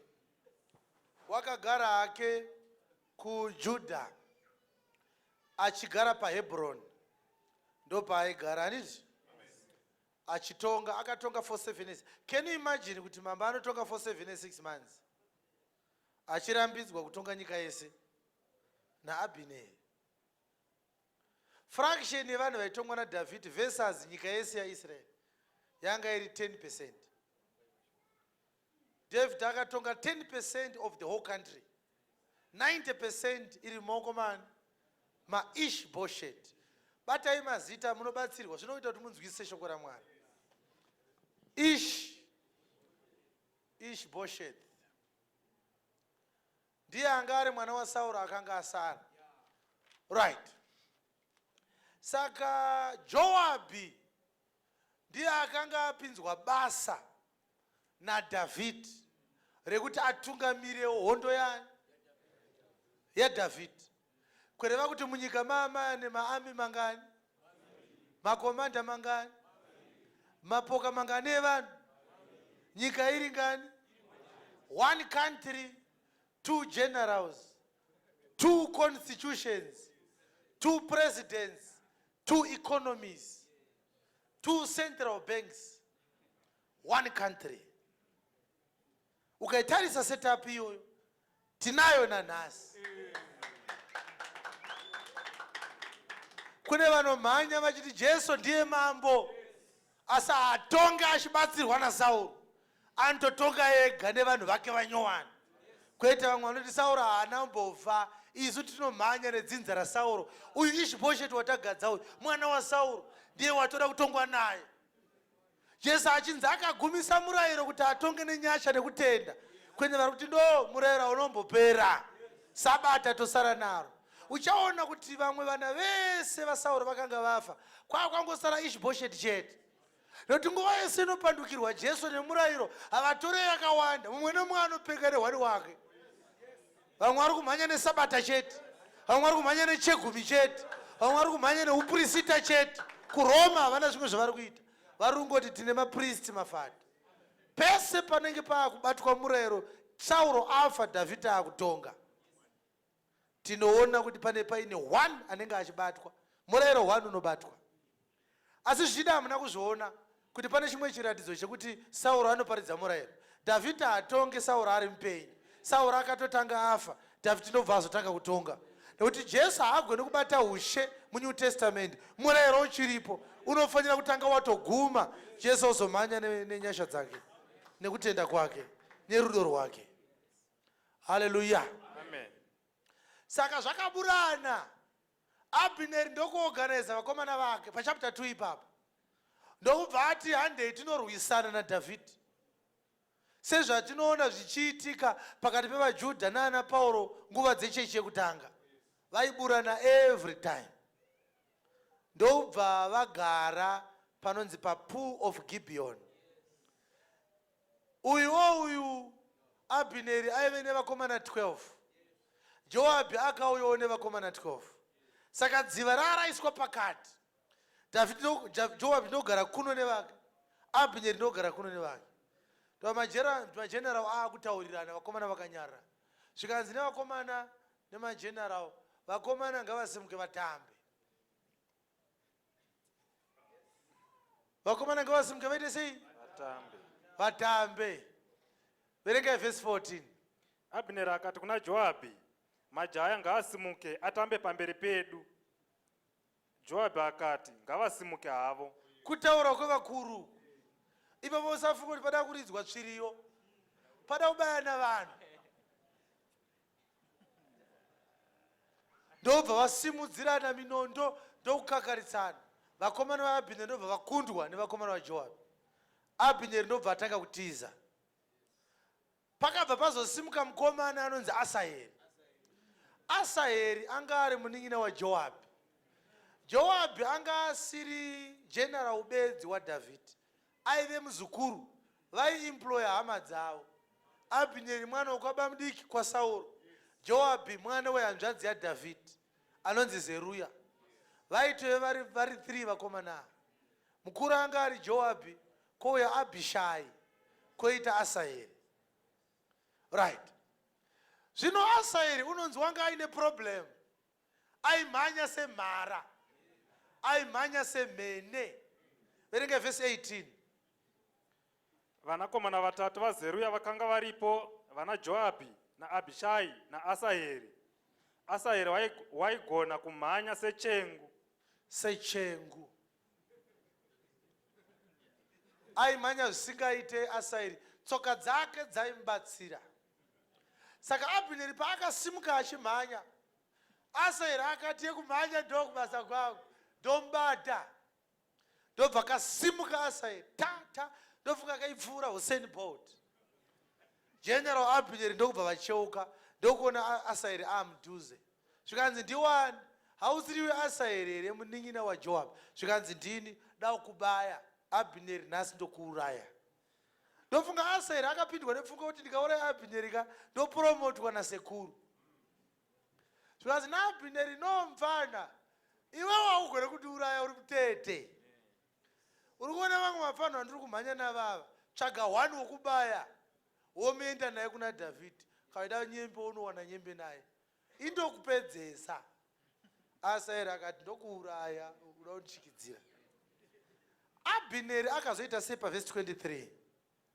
Asi wakaramba kutsauka. Akaramba kutsauka Asaheri. Naizvozvo Abhineri wakamubaya mudumbu nechireya chepfumo, pfumo rikabuda neseri kwake, achimhanya Abhineri ari kumberi, Asaeri ari kumashure, akakanda pfumo rikabaya Asaeri rikabuda nekuseri. akawira pasi ipapo, Ndokubva awira pasi Asaeri, akafirapo. ndokubva Asaeri afa. Yes. Zvino vanhu vose vakati vachisvika pakanga pawira Asaeri, pasi pakufa kwake vakamira, asi Joabhi naAbhishai vakateverera Abhineri. Zuva rikavira pakusvika kwavo pachikomo cheAma, chaiva pamberi peGiya, panzira yerenje inoenda Gibheoni. Mazvita henyu. Ngatichisiyana nechapter 2 because of our time. Asi ndoda kuti muzive kuti maperero akaita nyaya iyi pachapter 2, Joabhi akanga abatikana kuti Abhineri wauraya chii? Munin'ina wangu. Saka vakazoridza hwamanda vakataurirana kuti no, topedzana tiri vana vemunhu wani. Iwe Joabhi uri weimba yani yaJese, uri weimba yaJudha, isu tiri weimba yaBhenjamini. Asi Judha naBhenjamini vana vaJakobho. Tosvika kupi tichibayana vanhu vanopera, ngatiparadzanei. Saka vakaparadzana. Joabhi ndokudzokera kuHebhuroni kwaaigara naDhavhidhi. Abhineri ndokudzokera kwaanga achigara naIshi-Bhosheti achitonga. Saka Mwari ngaatibatsire nekuti pachapter 3 panonzi kudii pavhesi 1. Now there was a long war between the house of Saul and the house of David. But David waxed stronger and stronger, and the house of Saul waxed weaker and weaker.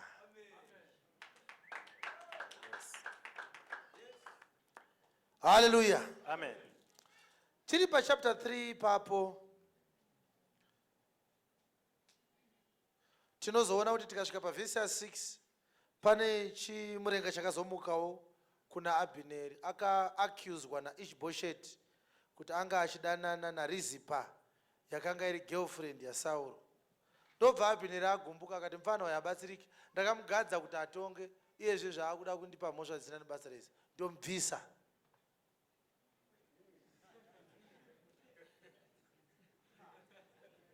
Awa zvakatoitika. Ndobva Abhineri aenda kuna Dhavhidhi. Verenga vhesi 8. Paakanzi adanana naRizipa akaita sei Abhineri? Ipapo Abhineri akatsamwa kwazvo namashoko aIshi-Bhosheti akati, ndiri musoro wembwa yokwaJudha here? Iko nhasi ndinoitira imba yaSauro baba vako navanun'una vake nehama dzake zvakanaka, newe handina kukuisa paruoko rwaDhavhidhi. Kunyange zvakadaro unondipomera mhaka nhasi pamusoro pemukadzi uyu. Mwari ngaakurove Abhineri. Mwari ngaarove Abhineri aramba achidaro, kana ndisingaitiri Dhavhidhi sezvaakapika Ishe kwaari, achiti uchatamisa ushe paimba yaSauro, amutse chigaro choushe chaDhavhidhi pakati peIsraeri naJudha, kubva paDhani kusvikira paBheerishebha. Naye Abhineri akakwana here? Bvunzai pasari kuti Abhineri dzirimo dzese here? Aburana naIshi-Bhosheti, ndo paakati Mwari ngaarove Abhineri kana ndikasatora vanhu vese vari kutongwa naIshi-Bhosheti ndonovati njoo kuna Dhavhidhi, sezvaakataura Mwari kuna Dhavhidhi achiti unoda kuti Dhavhidhi atonge panzvimbo yaSauro kubva paDhani kusvika paBheerishebha. Sokodze vhesi iyi. Kureva kuti nguva yese iri kuita misara yese iyi aizviziva? Imi Abhineri. Verengai. Mwari ngaarove Abhineri. Mwari ngaarove Abhineri. Aitaura ndiani? Abhineri. Abhineri akati Mwari ngaarove ani? Abhineri. Mwari ngaarove Abhineri. Arambe achidaro. Arambe achimurova Abhineri. Kana ndisingaitiri Dhavhidhi sezvakapika Ishe kwaari, achiti uchatamisa ushe paimba yaSauro, amutse chigaro choushe chaDhavhidhi pakati paIsraeri naJudha, kubva paDhani kusvikira Bheerishebha. Zvikanzi Mwari akazvitaura kudhara, ndini achingowaya zvangu, ndakunopa vanhu kunani? Ndiani watiri kutaurawo? NdiAbhineri. Hallelujah. Amen. Saka zvaakazoita Abhineri, akazoenda akanoti kuna Dhavhidhi, no, ndoda kuti vanhu vese vazotongwa newe, ina ndisina problem newe. Dhavhidhi akati, shamwari kam, handiri kunyepera. Kana uchida kuti tiwirirane kapanyaya iyi, enda unotora mukadzi wangu. Verengai pavhesi ya20. Naizvozvo Abhineri akasvika kuna Dhavhidhi paHebhuroni ana varume vana 20. 20 varume vaiperekedza imotaketi kai yani yaAbhineri. Dhavhidhi akaitira Abhineri navanhu vakanga vanaye mutambo. Dhavhidhi ari right here? Akaitirwa mutambo raDhavhidhi ndiani? Abhineri akati kuna Dhavhidhi, ndichasimuka ndikaenda kundounganidzira ishe wangu mambo vaIsraeri vose kuti vaite sungano nemi mubate ushe pose pamunoda napo nomwoyo wenyu. Dhavhidhi akaendesa Abhineri akaenda norugare. Right. Zviri kunzika zvataura izvi. So chii chakazoitika? Zvino varanda vaDhavhidhi naJoabhi vakadzoka pakundopambara. Vakauya nezvavakapambara zvizhinji, asi Abhineri wakanga asipo kuna Dhavhidhi paHebhuroni, nokuti wakanga wamuendesa akaenda hake norugare. Zvino Joabhi nehondo yose yakanga inaye vakati vasvika, Joabhi akaudzwa zvichinzi, Abhineri mwanakomana waNeri wakasvika kuna mambo. Saka Abhineri paakabva papalasi yaDhavhidhi kuHebhuroni, uri kuona kuti anoratidza kuti achiita mazuva ariko, akaitirwa mutambo kawo. Saka pane confusion inoitika kuti saka Dhavhidhi aiitira mutambo munhu akamutorera vanhu sei? Kureva kuti pane karelationship asi vanhu ava vawirirane futi. Ndoiya yainzi musasungwa neshoko remurayiro, asi zvozonzi futi zvakare murayiro wakaita sei? Wakanaka. Muri kuona here kuti Abhineri paari kuti kuna Dhavhidhi vanhu vese vaIsraeri ndokupa. Vanhu vese vaIsraeri ndoita sei? Ndokupa vagokuteerera. Pari kutsanangurwa basa remurayiro. Uri kunzi paGalatians chapter 3, murayiro wakanga uri muperekedzi wedu kuti endesa kunani? Kuna Kristu. Ari kuti murayiro wewe muperekedzi wedu ndiIsraeri anodaro. Nekuti ndiye ari kunzi zvese zvinorwa nemurayiro unozvitaura kuvanhu vari pasi pemurayiro, kuti miromo yose idzivirwe, nyika yese ive nemhosva pamberi paMwari. Zvinoonekwa pachena kuti hakuna nyama inoruramiswa pamberi pake nemabasa emurayiro, nekuti zvivi zvinoziviswa nemurayiro. Asi zvino kururama kwaMwari kwakaratidzwa kunze kwemurayiro, asi kuchipupurirwa nemurayiro navaprofita. Saka Abhineri ari kubva aita zvinhu zviviri. Number 1, anotanga apupura kuti Mwari akataura kuti achatora vanhu vese kuna Sauro agovaendesa kuna Dhavhidhi. Ndo chinhu chekutanga chinotaurwa nani? NaAbhineri.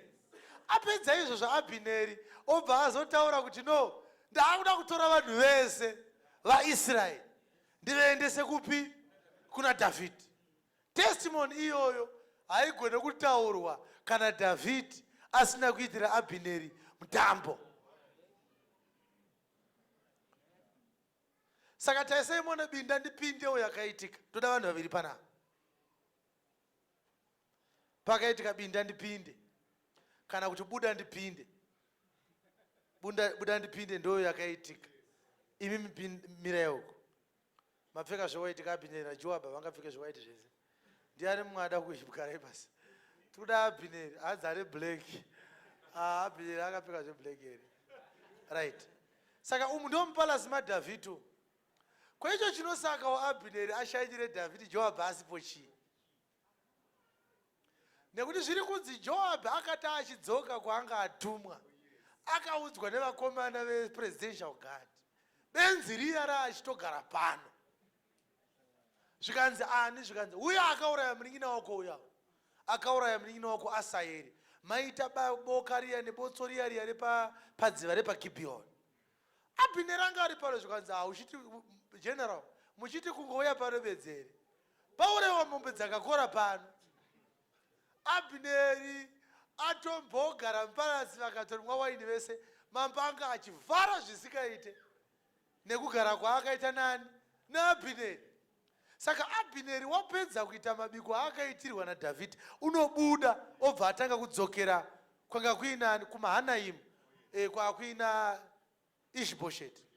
Joabhu obva apinda. Joabhu ndo paanoudzwa kunzi Abhineri anga ari pano, obva atuma mukomana kuti ende munodeedza Abhineri, muti General Joabhu vadzoka, pane kanyaya katofanira kutaura. Izvo shasha yarangarira kutsiva ropa raAsaheri. But iyo setup mukaiona kuti Abhineri anouya kuna Dhavhidhi Joabhu asipo. Abhineri anouya kuna Dhavhidhi Joabhu asipo, atumwa kune mamwe mabasa naDhavhidhi. Dhavhidhi unenge aimaneja zvinhu izvi in the spirit, kuti anotanga ati kuna Joabhu enda kwakati oisa idea muna Abhineri, rekeni mboshandira President David. Pari kutumwa Joabhu kuenda kune kamwe kabasa, uku Abhineri ari kuburana naIshbosheti nenyaya yaRizipa. Zvinhu zvakaitika physically here, zvakaitika munyika yemweya. The coincidence is too much. Hallelujah. Amen. Saka Abhineri zvatati isusu ndilevitical priesthood, Sauro murayiro, Dhavhidhi ndiKristu, ko Joabhu ndiani?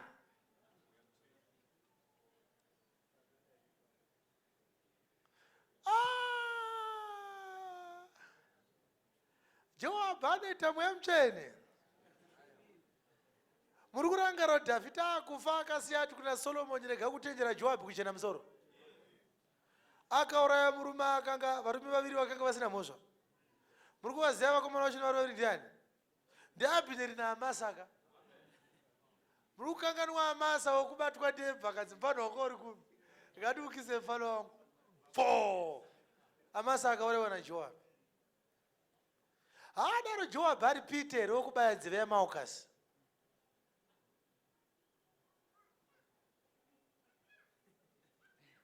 Hadaro ari Peter akatora banga Jesu achida kubatwa kuti aende kunofa, achida kuuraya Maokasi kuti musabate murume. Jesu akati aiwa, zviri kuda kuitwa panapa zvakanyorwa mumagwaro, regai zviitike. Ukabata munondo unofane munondo, ukabata munondo unofane munondo, ukabata munondo unofane munondo. Joabhu akabata munondo akafa nei? Handiti akabewa nemunondo naBhenaya mazuva akanga akutongwa naSolomoni Dhavhidhi afa. But ngatimboisiya yakadaro. Verengai gwaro. Verse 26. Joabhu akati abuda kuna Dhavhidhi, akatuma nhume dzitevere Abhineri, idzo dzikamudzosa patsime reSira. Asi Tangire pa 24. Ipapo Joabhu akaenda kuna mambo akati, maiteiko? Saka Joabhu audzwa kuti Abhineri aitirwa mabiko namambo Dhavhidhi, haana kurega, akati daunotaura navo mambo vakurasika. Akati kuna president, chii chamaita? Imi Joabhu simba here anoriwana kupi? Mushanda ane simba here rekutaura nabhosi vake achidaro? General na president. And what hast thou done? Yes. Tarirai, Abhineri wakanga asvika kwamuri, mamuregerereko achienda, zvino waenda chose. Munoziva Abhineri mwanakomana waNeri kuti wakanga auya kuzokunyengerai, azive kubuda kwenyu nokupinda kwenyu, nokuziva zvose zvamunoita. Joabhu akati abuda kuna Dhavhidhi. Dhavhidhi akadai here mazuva aJoabhu. Joabhu, unotaura namambo woramba wakanyarira woto dzaita shungu. Semunhu wemukuru wehondo haadi zvekutaura stereki. Saka akati regai tinoisorova ndega Joabhu. Dhavhidhi akati aisiroma takanyarira zvedu dai. Zvepati yangu ndatopedzana naAbhineri. Yes. Joabhu akati abuda kuna Dhavhidhi, akatuma nhume dzitevere Abhineri, idzo dzikamudzosa patsime reSira, asi Dhavhidhi wakanga asingazvizivi. Aizviziva here Dhavhidhi kuti Abhineri adzorwa? Yes. Zvino Abhineri wakati adzoswa paHebhroni. Saka akadzoswa Hebhroni achitorwa patsime reSira. Dzokai baba, sanganai apa. Uyo akanga abuda mumba akawo. Haina kuitikira mupalazi kai, haina kuitirwa muState House, yakaitikira kunze. Akaita sei Abhineri kana kuti Joabhu akaita sei Abhineri? Joabhu akaenda naye vari voga pakati pesuo. kuti ataurirane naye vari endai voga. kapasaidi pamunotakurirana. Tinoda kuona Joabhu achitora kaAbhineri. Yes. Akamubayapo nomudumbu akafa nokuda kweropa romunun'una wake Asaheri. Tora nzvimbo dzenyu. Akamuurayirei Joabhu? Aida kuita sei? Saka mukazvitarisa munoona kuti ndo zviri kunzi naPauro, kana mukadzingiswa Kristu achakubatsirai chinhu. Because mazuva enyasha mukanga maakutarisa Abhineri musina kunzwisisa, mune maakufunga nhau tit for tat, an eye for an eye. Munhu akuzvibhadharira zvitadzo zvake. Saka Dhavhidhi uchiitira Abhineri mabiko ari kuparidza ruregerero runofanira kupiwa vaJudha nevaRevhi, kunyange zvazvo vaimbotaura zvinopesana naJesu. Tiri muTestamende yenyashaka.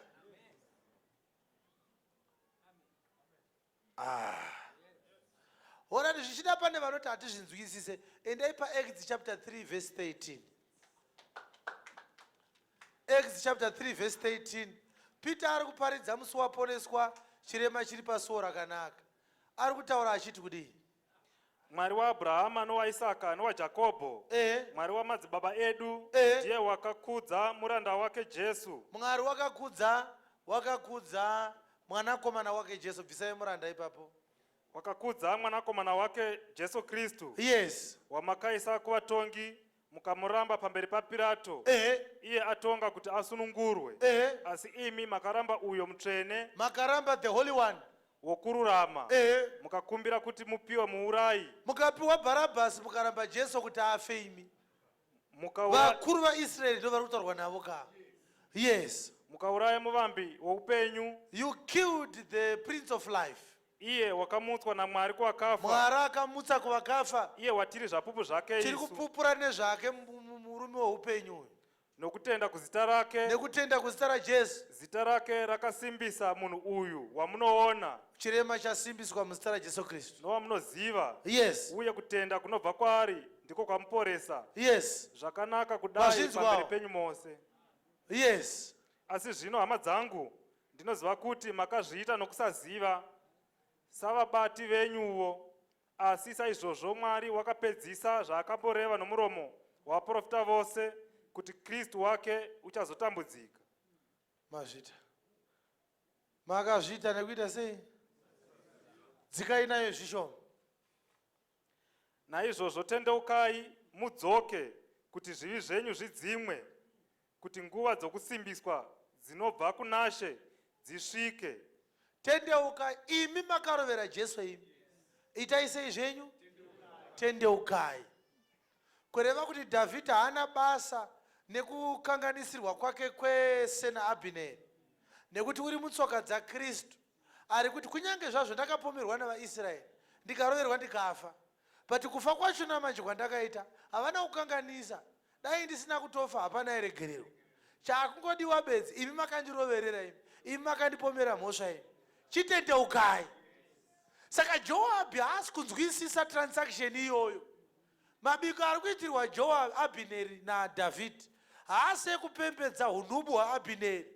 Rinotori biko riri kupiwa mutadzi wese anenge adzoka. Anenge ada kutendeuka, Mwari akavhura mwoyo wake, anoponeswa. Ndosaka muri kuona pataurwa nhau yemabiko. Nekuti wese anouya kuna Kristu anosvika kuine mabiko. Kuchingodhishwa chikafu choupenyu, kuchidhishwa chingwa choupenyu, kuchidhishwa chingwa choupenyu. Hazvina mhosva kuti wangochiparidza murayiro here kana kuti prosperity gospel.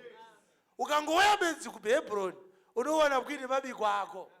Tendeukai, anokuregererai. Mambomurovera, hanzi makazviita nekusaziva. Saka pari kunzi naPeter, makazviita nekusaziva kuvaJudha. NdiAbhineri ari kunzi naDhavhidhi, wakazviita nekusaziva. Pawakambotora vanhu ukavapa Ishi-Bhosheti. Tendeuka Abhineri, unoponeswa. Kozoita mumwe anoti ndinoshandira Jesu, ndoshandira Dhavhidhi. Anoti mungaregere Abhineri achienda. Abhineri anga achida kutoziva kuti mumambo wenyu unofamba sei akumukirei. Dhavhidhi oti achinimukira zvinopfuura here zvakaitika kudhara. Ndakatomukirwa kare. Haleluya. Amen. kureva kuti mushumiri anoti ndinoshanda naJesu anofanira kuziva kuti Jesu anoregerera every sinner. Hakuna anonzi akatadza zvokuti haite sei. Ndo zvakatadza kunzwisiswa naJoabhi. Izvozvo tinozviona pana Peter.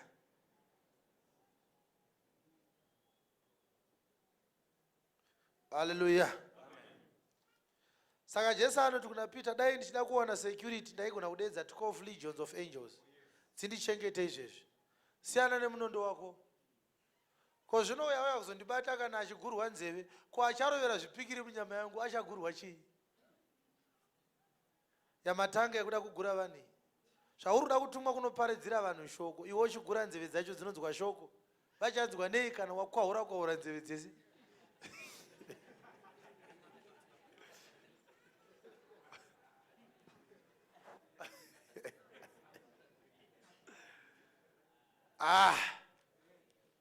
Iri kudzvika here vhakeri? Yes. Saka Abhineri akaita sei zvake? Akafa. Akaurayiwa naDhavhidhi here? Akaurayiwa nani? Akaurayirwa kupadukira Dhavhidhi here Abhineri? Akaurayirwa chii? Akaurayirwa chii? Musoro wevhangeri unonzi chii? Unonzi chii? Abhineri akaita sei? Saka maakuziva here chakafira Abhineri? Sure. Hamusi maakumhanya kupupura zvamusati maakuziva. Alright, saka Abhineri paanofa chii chakaitika? Verengai mberi. Pashure Dhavhidhi wakati azvinzwa, Dhavhidhi akati azvinzwa kuti Abhineri afa, akati, Dhavhidhi akati kudii? ini noushe hwangu hatine mhosva pamberi pashe. My kingdom and my life are innocent of the blood of Abner. Nokusingaperi pamusoro peropa raAbhineri mwanakomana waNeri. Handina mhaka nerufu rwaAbhineri. Ngazvive pamusoro waJoabhi, Ngazvive pamusoro paJoabhi, napamusoro peimba yose yababa vake, nepamusoro peimba yose yababa vaJoabhi. imba yaJoabhi igare ina vanhu vane hosha yokuyerera, kana vane maperembudzi, kana vanodonzva nomudonzvo, kana vanourawa nomunondo, kana vanoshayiwa zvokudya. Chaachiprofita kaichi. Ngakuwanikwe vanoyerera zvinhu kumhuri yaJoabhi. Vana maperembudzi, vanodonzva, vanoshayiwa zvekudya, nevanoparara nemunondo. Yes. Naizvozvo Joabhi naAbhishai munun'una wake vakauraya Abhineri, nokuti wakanga auraya munun'una wavo Asaheri pakurwa paGibheoni. Pabheto yepaGibheoni. Yadzokorodzwa zvakare reason yakaurayirwa Abhineri naJoabhi naAbhishai munun'una wake. Yes. Zvino Dhavhidhi akati kuna Joabhi, Ndokubva Dhavhidhi akutaura naJoabhi nokuna vanhu vose nekuna vanhu vose vari paHebhuroni, vakanga vanawo, bvarurai nguo dzenyu, bvarurai nguo dzenyu, musimire magumbu pazviuno pfekai zvenyu, masaga pazviuno zvenyu, mucheme pamberi paAbhineri. chemai pamberi pekofini rakatakura Abhineri. Mambo Dhavhidhi akatevera wanyanza, Akatevera kofini, vakaviga Abhineri paHebhuroni. vakaivigira Abhineri paHebhuroni. Mambo akachema kwazvo pahwiro hwaAbhineri. Ndokubva dzapfugama ndokutanga kuchema paguva raAbhineri. Vanhu vose vakachema. Vanhu vese vava vasachema Abhineri, vava kuchema mambo ari kuchema Abhineri. Mambo akachema Abhineri akati, Inzwai mazwi amambo pakuchema kwake Abhineri. From everywhere kwatabva, vanikani. Vhakeri yakanaka. Abhineri achingonzi afa, mambo vakati ropa rake handina mhaka naro. Imba yaJoabhi ngaitambudzike nemaperembudzi nezvinoyerera. Ndobva shasha yakutevera kofini ichita sei? Dhavhidhi aidetsa vediwe. Kushandira munhu akadaro, munhu ari kuchemwa uyu ari kutora 90% yevanhu vanofanira kutongwa naari kuchema, achivapa mumwe munhu, asi anochema bedzi. Mwari achida kuemphasize nhau yekuti ane shungu yakadii nevatadzi vake. But kubva patabva kwese apa, uchanoona kuti panoita sekunge Dhavhidhi ane tsitsi stereki naAbhineri, ane pfungwa yekuti Abhineri dai arega kufa. Chinzwai verse 33. Ukaitarisa pairi verse 33 iri pachapter 3 verse 33. 3:33. Mazwi ekuchema kwaDhavhidhi pamusoro perufu rwaAbhineri. Yes. Mambo akachema Abhineri akati, Abhineri, waifanira kufa somufire webenzi here?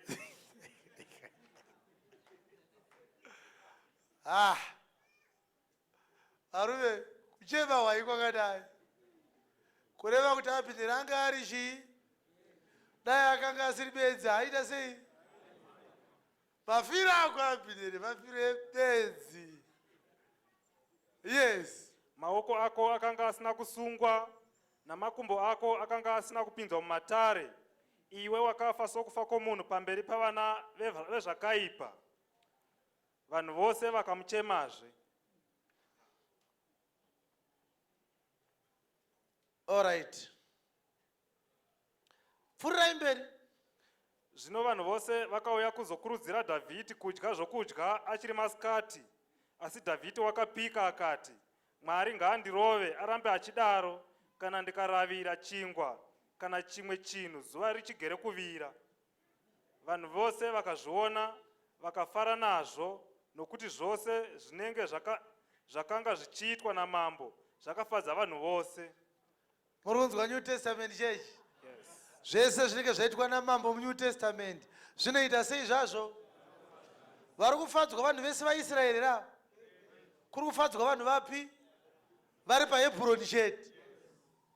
Zvese zvaitwa namambo zvaita sei?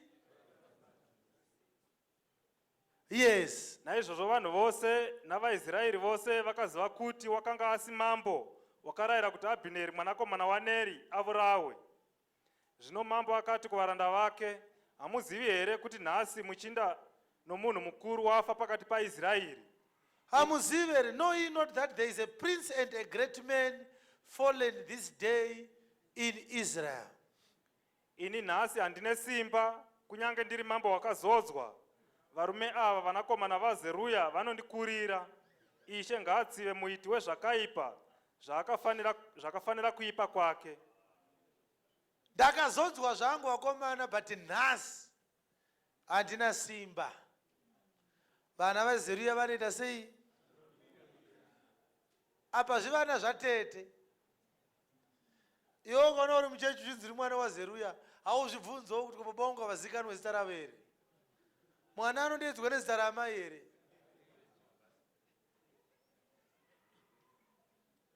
Hallelujah. Amen.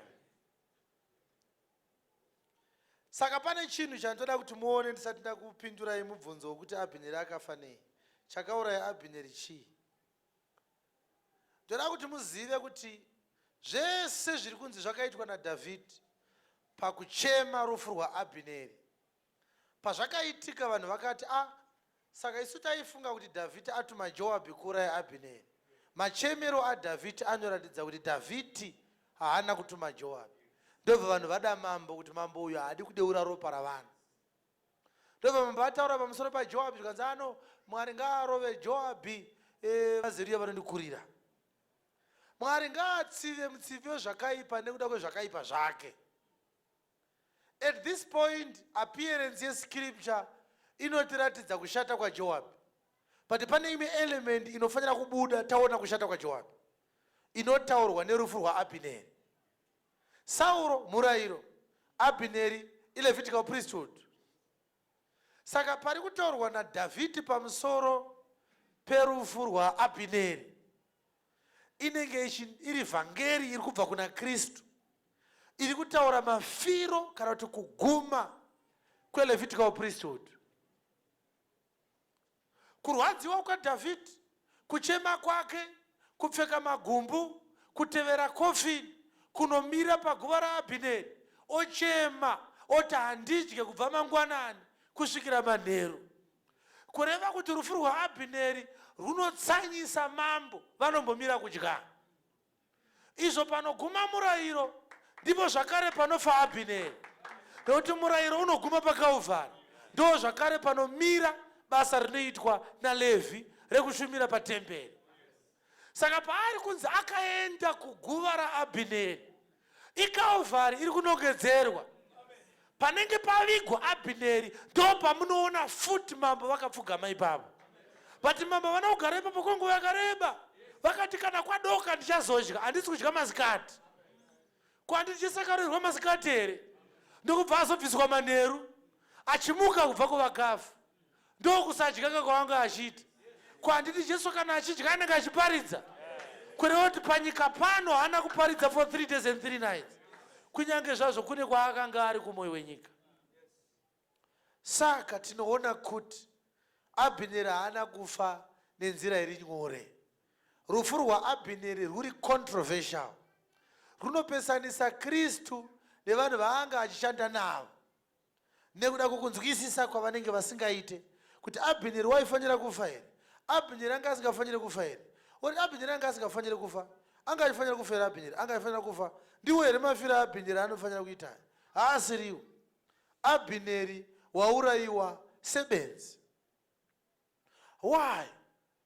Nekuti mukatarisa pakafa Sauro, haana kuurayiwa nemunhu. Sauro akawira munondo wake ndokubva afa. VaFiristia vakangomukuvadza bedzi, havana kumuuraya. Nekuti chinogumisa murayiro ishoko rakataurwa mumurayiro kuti murayiro wacho uchaguma. Ndosaka muri kuona nhau yemunondo uchinzi ndo unobaya ani? Abhineri. Problem yemunondo unobaya Abhineri yakanga iri kuti wanga wakabatwa naJoabu. But iwo munondo hauna kunge wakashata kuti uraye Abhineri. Ndo wakauraya Sauro. Uye Sauro achiurewa nemunondo, haana kurewa nemunondo womumwe munhu. Akaurewa nemunondo wake. Ndo mafiro futa yafanira kuti Abhineri. Waurewa sei naJoabu, hauna wako here munondo wokuti ugofa. Saka pari kunzi Abhineri wafa sebenzi. Pari kutaurwa zvinhu zviviri. Murayiro kana uchiguma, unogumiswa neshoko rakataurwa zvekuguma kwemurayiro. Jeremiah 31:31, ndichaunza sungano yandichanyora mumwoyo yavanhu. Deuteronomy 18:18, ndichatuma mumwe muprofita akafanana naMozisi, ndichaisa mashoko angu mukanwa make, zvandei ndataura maari, ndozvamunofanira kuteerera. Asingateerere zvandinotaura mumuromo make, munhu iye achatongwa. Mazwi iwayo ari mumurayiro, achitaura zvekuguma kwemurayiro. Kureva kuti paKalvari ndo paifanira kuguma murayiro. Pobva paguma zvakare Levitical priesthood. Sauro akafa kare, but Abhineri achiri mupenyu. Kureva kuti kune vanhu vachasara vachida kuparidza murayiro nevachasara vachiti toda kuita vaRevhi. Iwo murayiro wacho wakaita sei? Wakaguma kare. Murayiro waifanira kuguma paKalvari, vanhu votoziva kuti tatransfer tamuNew Testament. But chiri kusaka Abhineri azobewa naJoabu inhau yekuti akasara sei ari mupenyu pakafa Sauro kuhondo yevaFiristia. Kana uri mukuru wehondo, mambo aenda kuhondo, mambo haafanire kufa iwo uchisara. Anofanira kutotanga kufa mukuru wehondo. Nekuti munondo wasvika sei pana mambo uchimbosiya general. Panonzi pakafa vana Jonadabi, vana Melkishua, vana Jonathan, vana vaSauro. Iye Sauro ofa. Iwewe Abhineri wakasara sei? Kureva kuti Levitical priesthood yakada kusara ichiita sei inopfuurira mberi. Iwo murayiro waguma paKalvari. Zvinotozosaka vashumiri vaKristu vaite sevakuda kutumbura Levitical priesthood. Iko kuparidza kuti mirai kuparidza murayiro. Sezvakaitwa Pauro paakarohwa nemuprista, zvikanzi nevakuru, unotaura sei mashoko asina kunaka pamusoro pevakuru? Hauzoti muprista waMwari here? Zvikanzi naPauro ndandisina kuzoti muprista waMwari, nekuti murayiro kuti usataure zvakaipa pamusoro pemutongo wavanhu vako. Pauro aizviziva kuti muprista, but airamba uprista hwake. Akanga akuzoti muprista mumwe chete asara ndiKristu Jesu. Iko kutoudzwa kunzi hausi muprista naPauro, kwatokufa sebenzi.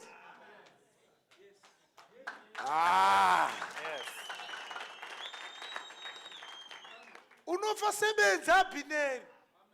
Ukatadza kubvuma kuti murayiro wakaguma paKalvari, uchabayiwa naJoabu, unofa sebenzi. Kuroti maprista ari kwaMarange vachafa semapenzi. Maprista ari kuRoman Catholic achafa semapenzi. Zvino Proverbs inoti benzi rakati mumwoyo maro, Mwari hakuna. Hallelujah. Saka Dhavhidhi paanochema anobva azotaura kuti no, rufu rwaAbhineri ruri kundirwadza nekuti angadai akafa kudhara, kwete pano paazorewana napo naJoabhu. Ndosaka ari kunzi wafa sei? Sebenzi. But Abhineri akaurayiwa nei? Ngatisimukei. Abhineri akaurayiwa nei? Hande pa 1 Samuel chapter 19 verse 1. Dhavhidhi akanga auraya Goriati, patoita kuvengana kare pakati paDhavhidhi na Sauro. Chii chakataurwa naSauro pamusoro paDhavhidhi? Zvino Sauro akataura naJonatani mwanakomana wake navaranda vake vose kuti vauraye Dhavhidhi. Asi Jonatani mwanakomana waSauro wakanga achifarira Dhavhidhi kwazvo. Naizvozvo Jonatani akaudza Dhavhidhi akati, Sauro baba vangu vanotsvaka kukuuraya. Naizvozvo zvino chenjera kwazvo, mangwana ugare pakavanda uvavande. Mazvita. Saka Dhavhidhi pachapter 18 ndo paanozonzi anzi naSauro, ano zvandichaita kuti Dhavhidhi afe, ndaakumutuma kuti aende kunouraya vaFiristia. Saka akanzi, ndoda kuti uroore mwanasikana wangu Mikari, asi kuti undiroorere mwana wangu wotondiugira ma4 100 vaFiristia. Ipapo Sauro aitsvaka kufa kwaDhavhidhi. Dhavhidhi anouya akabata zvikanda zviya zviri 200 ndokubva Dhavhidhi akutyiwa naSauro. Pamberi pacho pachapter 18 ipapo ndo patinozoona Sauro achituma vakomana vake kunobata Dhavhidhi kumba kwaMikari kwaanga achigara Dhavhidhi. Kusvikira Mikari aisa chidhori pamubhedha, Dhavhidhi abuda nepawindo. Kubva ipapo ndo patinoona the Naioth incident, panozonzi is so among the prophets. Sauro akutuma vanhu kunobata Dhavhidhi kuNaioth kwaanga ari. Pachapter 20 ndo paya panoitika chibvumirano chaDhavhidhi naJonathani chekuti enda unohwanda, kana ndazokanda museve zvinozofamba so. Pachapter 21 ndo panozomhanya Dhavhidhi ozonosvika kutemberi kuna Ahimeleki onotora chingwa achitiza Sauro. Kusvikira pachapter 22 Dhavhidhi unotiza Sauro kusvikira ava mubako reAdhulamu. Pachapter 23 Dhavhidhi unotiza Sauro oenda kuKeila. Haleluya. Zviri kunzika zvandiri kutaura? Saka inopera chapter 23 Dhavhidhi ava kunonzi kuEngedi. KuEngedi ikoko akateverwa Dhavhidhi kusvikira Dhavhidhi azosvika paakati kuna Sauro, kunotsvakirei kundiuraya? Saka Dhavhidhi anozosvika paanoudza mambo kuti Sauro anoti kuna Dhavhidhi, wakarurama kundidarika, verenga verse 17. Asi ipapo tinoona kuti Dhavhidhi akapinda mubako ndokubva anocheka pisi yehembe yaSauro. Verenga verse 11 mamaenda pa verse 17. Chapter 24. Moreover, my father, see the skirt of thy robe in my hand, for in that I cut off the skirt of thy robe and killed thee not. Know thou and see that there is neither evil nor transgression in me in my hand, and I have not sinned against thee, yet thou huntest my soul to take it. Sauro anoti kudii kuna Dhavhidhi pa verse 17. Saka Sauro akanga apinda mubako ndobva Dhavhidhi apinda kumberi, ndokubva Dhavhidhi azononyahwaira ndokunocheka pisi yedrezi raSauro. Ndopakanomira pakakwirira ndobva akudeedzera. Zvikanzi ndasvika makarara ndikatocheka pisi yehembe yenyu iri panapa. Dai ndangaida kukuurayai ndakuurayai. Mwari ngaatonge pakati pangu nemi. Ko munotsvaka kundiurayirei? Ine handisi kutsvaka kukuurayai. Tarisai muone ndambosvika pamamakarara ndikatocheka pisi kuti muzive kuti ndanga ndiri ipapo. Pazese 17 akati kudii Sauro kuna Dhavhidhi? Akati kuna Dhavhidhi, iwe unondikunda pakururama, nokuti iwe wakandiitira zvakanaka, asi ini ndakakuitira zvakaipa. Itestimony yemurayiro pamusoro paKristu. Murayiro unoti kuna Kristu, unondikunda pakururama. Yes. warondedzera nhasi pawakandiitira zvakanaka, nokuti hauna kundiuraya, kunyange Ishe akandiisa muruoko rwako. Nokuti kana munhu achinge awana muvengi wake, ungamurega akaenda hake here? Naizvozvo Ishe ngaakuripire zvakanaka nokuda kwezvawakandiitira nhasi. Zvinotarira ndinoziva kuti iwe uchazova mambo zvirokwazvo, uye kuti ushe hwaIsraeri huchasimbiswa muruoko rwako. Omberera Jesu maoko.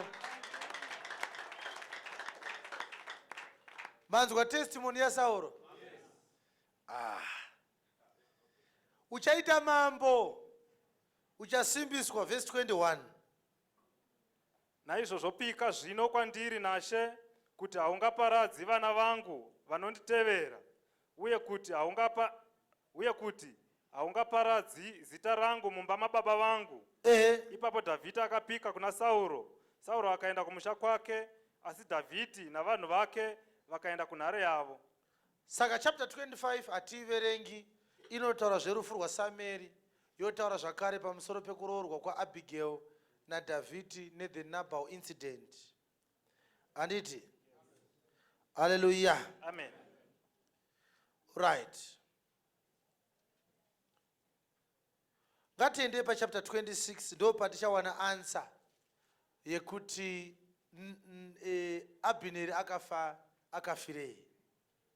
Ukabuda muno usina kuzvinzwa izvozvo, unenge wazviitira zvakaipa. Kuchapter 3 kwatangati ya2 Samuel, tanzwa zvichinzi Abhineri akaurayirirwa kuti akabenga auraya naAsaeri munin'ina waJoabhi. But hachisiri icho chokwadi ichocho. Toda kuti ugoziva chokwadi. Mafuta muri munhu here? Mafuta vanenge vafyuza vaakutsva.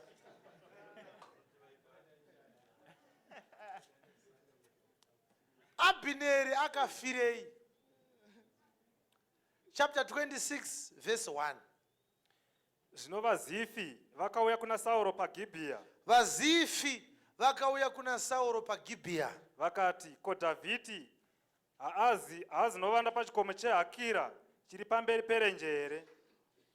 Ipapo Sauro akasimuka akaburukira kurenje reZifi, ana varume vane zviuru kurenje reZifi. Akatakura 1,000 people kunouraya munhu 1. Ana varume vane zviuru zvitatu. Yes. Vakanga vatsaurwa kuna Israeri kuti atsvake Dhavhidhi murenje reZifi. Yes, saka kuZifi ndo kwakaendwa naSauro ne3,000 soldiers.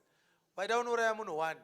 Yes. Sauro akavaka misasa yake pachikomo cheHakira, achivakira munhu 1 chiri pamberi perenje kurutivi rwenzira. Muone kurondwa kuri kuitwa Kristu nevanoparidza murayiro. Vhangeri yaenda paTesaronika vavaka sinagogi ipapo. Vhangeri yaenda paBheria vavaka sinagogi ipapo. Vhangeri yaenda Greece vavaka sinagogi paAthens. Kutandaniswa kwaDhavhidhi nani? Asi Sauro ane mweya waMwari here? Ane mweya wetsvina. Yes. Asi Dhavhidhi wakanga agere murenje akaona Sauro achimuteverera murenje. Yes. Zvino Dhavhidhi akatuma vashori, akanzwa kuti Sauro wasvika zvirokwazvo. Dhavhidhi akasimuka akasvika pakanga pakavaka Sauro misasa yake. Dhavhidhi akaona pakanga pavete Sauro. David akatotsvaga kuti pakavata Sauro ndepapi. Ari kutsvagwa ka ndiye akanga akutotsvaga ari kumutsvaga. Yes. Dhavhidhi akaona pakanga pavete Sauro naAbhineri mwanakomana waNeri. Sauro anga akavata nani? Mukuru wehondo yake. Vanogara vari vese, murayiro haugoni kuzviparidza. Unoda Abhineri anozokuparidza. Sauro apa, Abhineri apa, vese vakarara. Yes. Sauro wakanga avete pakati pengoro dzakanga dzakarongedzwa. Yes. Asi vanhu vakanga vakavata mumisasa yavo vakamupoteredza. Yes. Zvino Dhavhidhi akapindura akati kuna Ahimereki muHeti nokuna Abhishai mwanakomana waZeruya munun'una waJoabhi akati, ndianiko uchaburuka neni kuna Sauro kumisasa? Abhishai akati, ini ndichaburuka nemi. Naizvozvo Dhavhidhi naAbhishai vakasvika kuvanhu usiku, vakawana Sauro avete pakati pengoro dzakanga dzakarongedzwa, pfumo rake rakabayirwa pasi pamusoro wake. Abhineri navamwe vanhu vakanga vavete vakamupoteredza. Zvino Abhishai akati kuna Dhavhidhi, nhasi Mwari wakaisa muvengi wako pamaoko ako nepfumo. Naizvozvo nditendere ndimubayire pasi nepfumo kamwe chete, handingamubayirwe chipiri. Dhavhidhi akati kuna Abhishai, usamuuraya, nokuti ndianiko ungagona kutambanudzira ruoko rwake kumuzodziwa washe akasava nemhosva. Dhavhidhi akati, Nashe mupenyu, Ishe ndiye uchamuuraya. Zvimwe zuva rake rokufa richasvika, zvimwe uchaburukira kundorwa akaparadzwapo. Zvikanzi Mwari ndiye anofanira kuuraya. Yes. Ishe ngaandidzivise ndirege kutambanudzira ruoko rwangu kumuzodzwa washe. Asi zvino tora hako pfumo riri pamusoro wake nechirongo chemvura tiende. Papa ine chimwe chibhodhoro chemvura chainwiwa namambo. Zvikanzi tora pfumo rake wotora chigubhu chemvura tiende. Naizvozvo Dhavhidhi akatora pfumo nechirongo chemvura zvakanga zviri pamusoro waSauro vakaenda. Verse 12 ndo pane nyaya. Yes. Naizvozvo Dhavhidhi akatora pfumo nechirongo chemvura zvakanga zviri pamusoro waSauro vakaenda. Hakuna munhu wakazviona, No man saw it, kana kuzviziva, no knew it, hakuna wakapepuka, no neither awaked, nokuti vakanga vavete vose, for they were all asleep, nokuti vakanga vakabatwa nehope kwazvo, because a deep sleep from the Lord was fallen upon them. dzakanga dzatumwa naMwari. Upera Jesu maoko.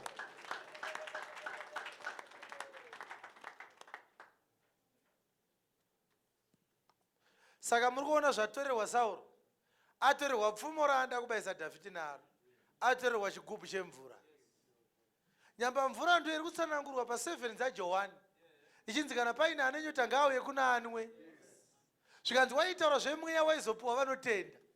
Imi verengaika imi. Tinzwa kuti ichokwadi here kuti mvura inombopota futi ichitaura mweya mutsvene sezvakaita mafuta. Zvino nezuva rokupedzisira, zuva guru romutambo, Jesu wakamira akadanidzira akati, Verse 37 yeJohn chapter 7. Ani nani kana ane nyota ngaauye kwandiri anwe. Unotenda kwandiri sezvakarehwa norugwaro, nzizi dzemvura menyu dzichayerera dzichibva mukati make. Nzizi dzemvura menyu dzichayerera dzichibva mukati make.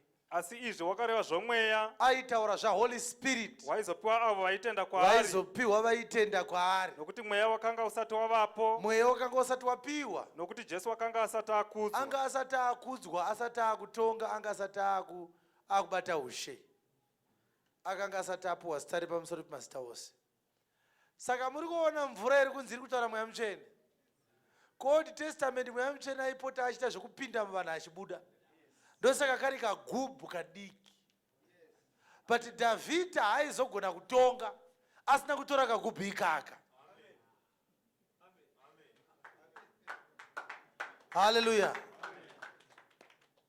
Museve waSauro wakabayirirwa pasi, waari kutora achienda nawo, uri kutsanangura kuti Israeri iri pasi pemurayiro yaida kuti izadzise demand yechivi panodiwa ropa. Saka museve ndio unozobaya chinofanira kuita sei? Kuburitsa ropa chacho. Saka paari kutora museve Jesu kuna Sauro, ari kutoudza vanhu vekumurayiro, regai kuramba muchibaya mhuka, chibayayini, ndini chibayiro chacho chekuti mugozoregererwa naMwari.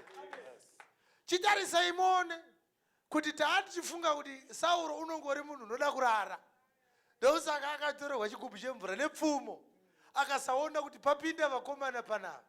Shoko robva rati haasiri akanga angorara, Ishe akanga apindira, akawanza hope pana Sauro nepana Abhineri. Nyamba hope dzinotaura kusapepuka, kusapepuka kunotaura kusanzwisisa, kusanzwisisa kunotaura kushayikwa kwechizaruko. Kureva kuti vana Sauro vakaramba vachitenderesa Dhavhidhi, chavachazopiwa naMwari chii? Ihope. Saka havasi kuziva vana Sauro kuti mupfuma hapasisina, chigubhu chemvura hapasisina. Chii chiri kusaka vadaro? Vane hope dzavakapiwa naMwari. Ngatinzwei hope idzodzo dzichitaurwa paRomans 11 dzakakotsereswa Israeri ari pasi pemurayiro. Haleluya. Amen. Handei pa amanaka ngativerenge kubva pavhesi 1. Ndinofunga kuti kana uri munhu anoda kunzwa shoko raMwari, nhasi unofanira kuenda uchitya Mwari. Kuti vhangeri ichiparidzwa nhasi yakagadzirirwa migero yayo kudhara, zoti every sermon inenge ifanira kunopinda mumigero yayo ichinongedzera vanhu kuna Kristu kusvikira vanhu vachienda kudenga. Hapana chinhu chinofanira kungoparidzwa nemushumiri chisina mugero wachinonopinda machiri. Sauro haana kungorara nekuti waive munhu anga aine mweya wedaho wokungorararara. Pane hope dzakatobva kuna Mwari dzakararisa Sauro, kuti Dhavhidhi agoona chigubhu changa chiina Sauro. Haaichiwana Sauro akasvinura nepfumo racho. Romans 11 verse 1. Zvino ndinoti, ko Mwari wakarasha vanhu vake here? Mwari ari kuponesa here vanhu verudzi rwaSauro? Haisha. Kwete. Nokuti neniwo ndiri muIsraeri, Ini ndinotoriwo weimba yaSauro, worudzi rwaAbhurahama, weimba yaBhenjamini. apo Yes. ndiri weimba yani. Benjamin. Anditi Mefibhosheti ndeweimba yaSauro. Ndiye ari kudedzwa kapatafura yaDhavhidhi, sekudedzwa kwaitwa Pauro kakuti aparidze shoko renyasha, asi akabhenga ari muFarisi. Anditi Mefibhosheti anga akaremara, akadonhedzwa nemureri wake. Ko Pauro aigona kufamba here nekutenda? Iye anga akaremadzwa nana Gamariel.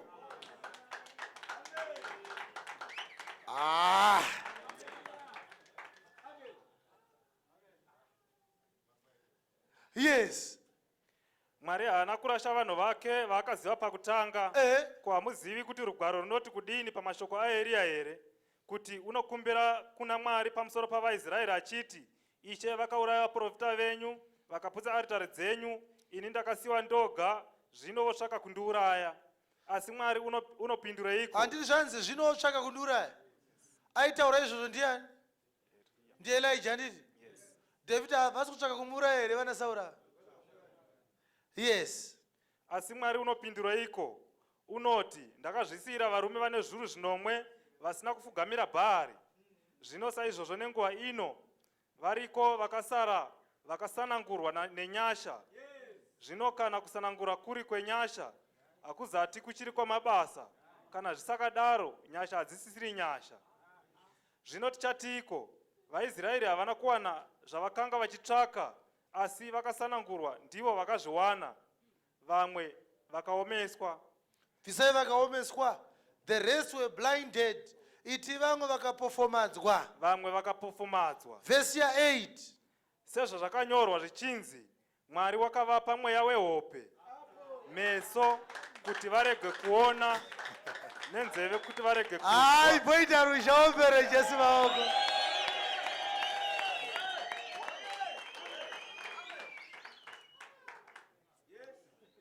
Mwari akavapa mweya wei? Sauro akaitwa sei? Vhangeri akarura vashamwari. Uri kuzvizivawo? All right. Verse 9 and 10. Katikuvereka verse 8 to tsokodza verse 8 muverenga 9 and 10. Sezvazvakanyorwa zvichinzi, Mwari wakavapa mweya wehope, meso kuti varege kuona, nenzeve kuti varege kunzwa, kusvikira zuva ranhasi. NaDhavhidhi unoti, tafura yavo ngaitwe musungo neriva, nechigumbuso, nechinotsiva kwavari, meso avo ngaasvibirwe, varege kuona, mukotamisa misana yavo misi yose. Mazvita, ndiIsraeri ari kutaurwa. Ari kuramba kutenda nekuda kwemurayiro. Murayiro watiri kuti ndiye Sauro ari kurehwa. Handi back kuscripture yedu. Tsokorodza verse 12. Naizvozvo Dhavhidhi akatora pfumo nechirongo chemvura zvakanga zviri pamusoro waSauro, vakaenda. Hakuna munhu akazviona kana kuzviziva, hakuna wakapepuka. Hakuna kana akaita sei? Akapepuka. Sei kusina akapepuka? Nokuti vakanga vavete vose, nokuti vakanga vakabatwa nehope kwazvo dzakanga dzatumwa naMwari. Kureva kuti kana munhu akatadza kuponeswa, haatadzi kuponeswa nekuti haadi kuponeswa. Chinomutadzisa kuponeswa kusanzwisisa vhangeri riri kuparidzwa. Nyamba kunhu munhu wese kana asati aponeswa anenge akabatwa nadzo hope idzodzo. Kuti utozogona kutenda ka unenge wapeputswa. Asi kana Mwari asikade kuti upepuke anobva ati hope idzi ngadzikubate kusvikira uchiparara kuenda kudziva romoto. Akazotenda here kuti Dhavhidhi ngaatonge Sauro ari mupenyu? Handi Sauro akangofa ari muvengi waDhavhidhi. Ndokuparara kucheta vanhu vari kuparidza murayiro vachafa vari vavengi vaKristu. Yes, verse 13. Zvino Dhavhidhi akayambukira mhiri. Dhavhidhi akayambukira mhiri. Akamira pamusoro pegomo ari kure. Tangidzai verse 13. Toda kuti vakaverenga tichiteedzera tione kuti Abhineri akaurayiwa nei. Zvino Dhavhidhi akayambukira mhiri. Akamira pamusoro pegomo ari kure. Akamira pamusoro pegomo ari kure. Asi pakati pavo pakanga pane nhambo huru. There was a great space there between them. Ndo zvakaita zviri kuitika pakati pevanoparidza murayiro nevanoparidza nyasha. Pane gap rakakurisa. Zvekuti hakuna anofanira kuti akaona Sauro ofunga kuti Sauro ndiDhavhidhi. Kuti ukaona Dhavhidhi wofunga kuti Dhavhidhi ndiSauro. Vari pane great distance. Vhangeri yenyasha nevhangeri yemurayiro asina kumbofanana. Hakuna anoziva vhangeri angati anzwa guta achitaura nyaya yechegumi agozoti anofunga kuti guta anoziva vhangeri yenyasha. Pane distance yakakura between pakamira Sauro nepakamira Dhavhidhi. Yes. Dhavhidhi akashevedzera kuna Abhineri. Ngatideedzerei mazwi aya. Dhavhidhi akadeedzera kunani? Akati kudii? Mwanakomana waNera akati kudii? Nande Abhineri. Abhineri. Haudaviri here? Haudaviri here Abhineri? Ipapo Abhineri akadavira akati, ndiwaniko unoshevedzera kuna mambo? Abhineri ndimambo here? Rukono chachiri chirabishi chemuyo. Zvikanzi uri kuitira mambo Loisi. Abhineri. Zvikanzi Abhineri daira. Zvikanzi ndiwani unodeedzera kuna mambo. Yes. Dhavhidhi akati kuna Abhineri, ko iwe hausi murume wenhare here? Hausi murume akasimba here Abhineri? Ndianiko akafanana newe kuvaIsraeri? Masimbiro ako pakurwa ndiani akafanana newe Abhineri kuvaIsraeri? Wakaregereiko kurindira ishe wako mambo? Hauna kuchengeta mambo Abhineri. Nokuti mumwe munhu wakanga apinda kuzoparadza mambo. Kune munhu auya ikoko aida kuuraya mambo. Ishe wako. Ichi chinhu chawaita hachina kunaka. Maitiro awaita Abhineri haana kunaka. Nashe mupenyu. Nashe mupenyu Abhineri. Maifanira kufa. Unofanira kufa Abhineri.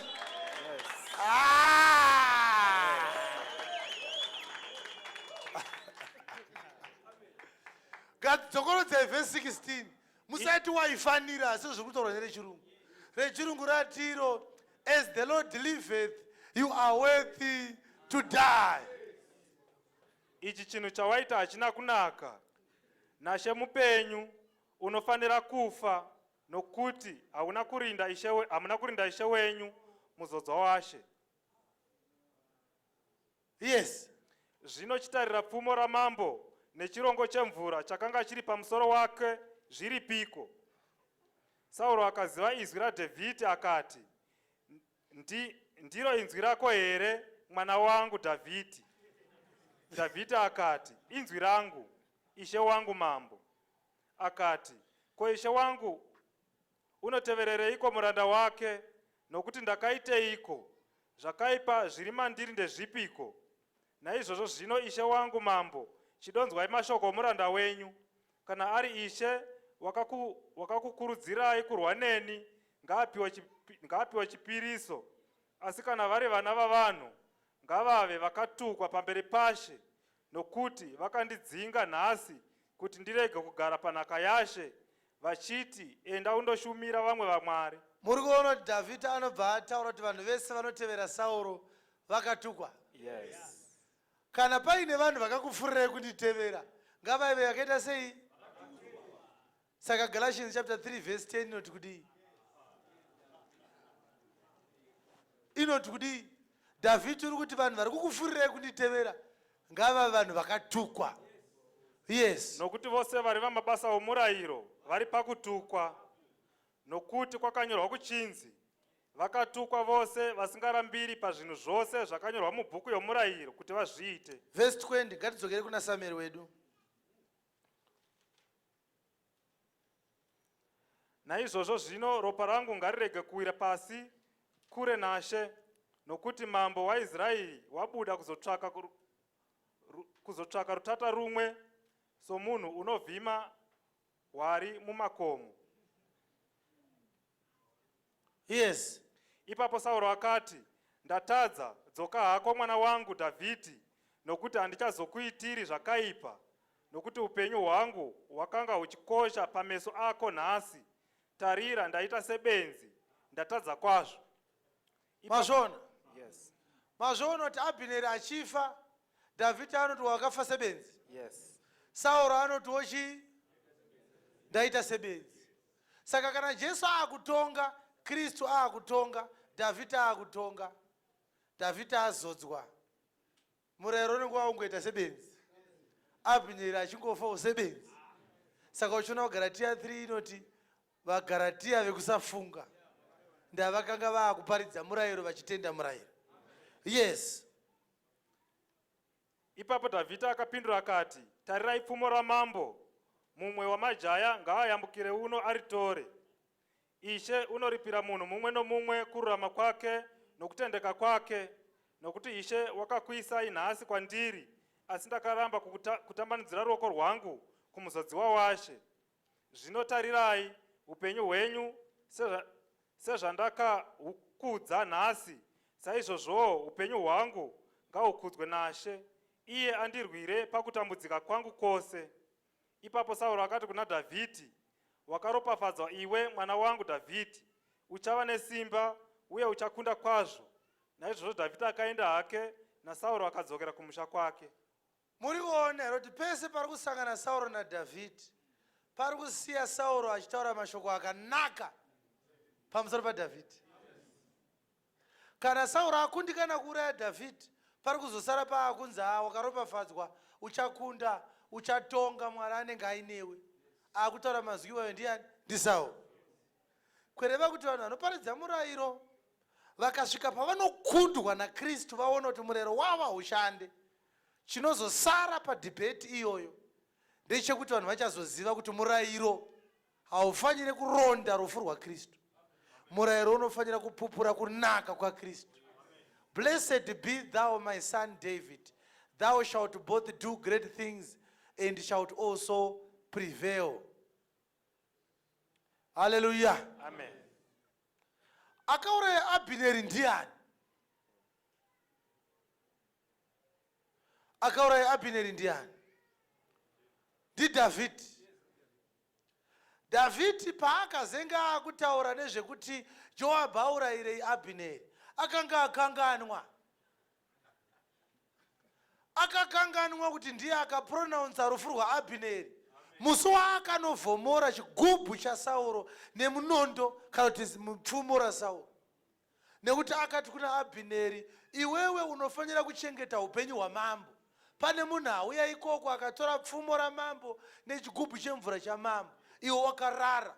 naMwari mupenyu Abhineri unofanira kufa. Zvino Dhavhidhi unonzi nemagwaro wakanga ari muprofita. Kureva kuti zvakazosara zvoitika kuna Abhineri zvichiitwa naJoabhu. Joabhu haana kuuraya Abhineri nekuda kwenhau yaAsaeri. Chakaurayisa Abhineri chigubhu chaSauro chakatorwa naDhavhidhi. Tsokorodzai vhesi ya 16. Ichi chinhu chawaita hachina kunaka. Maitiro awaita Abhineri haana kunaka. naShe mupenyu maifanira kufa. Mazono taincluda Mwari panyaya. Akatoti nani mupenyu. Zvino Mwari anokanganwa here? Asi munhu anokanganwa. Akati kudi naShe mupenyu maifanira kufa. aiwa kanigadzirisai baba svinyurai. Unofanira kufa. naShe mupenyu unofanira kufa. naShe mupenyu, you are worthy to die. nokuti hamuna kurinda ishe wenyu muzodzwa washe. manzwa problem yacho. Problem yauchafira ka hauna kuchengeta mudhara. Iye zvine zvigubhu chavo chiri kuno, pfumo ramudhara riri kuno, uri general werudzi dai Abhineri. Izvo tati Sauro murayiro, Abhineri ilevitical priesthood. Ande kuHebrews chapter 7 verse 11. Yabuda yatopa cheni. Naizvozvo kana kukwanisa kwaivapo nenzira youprista hwaRevhi, Dai Levi akagona kuchengetedza mambo.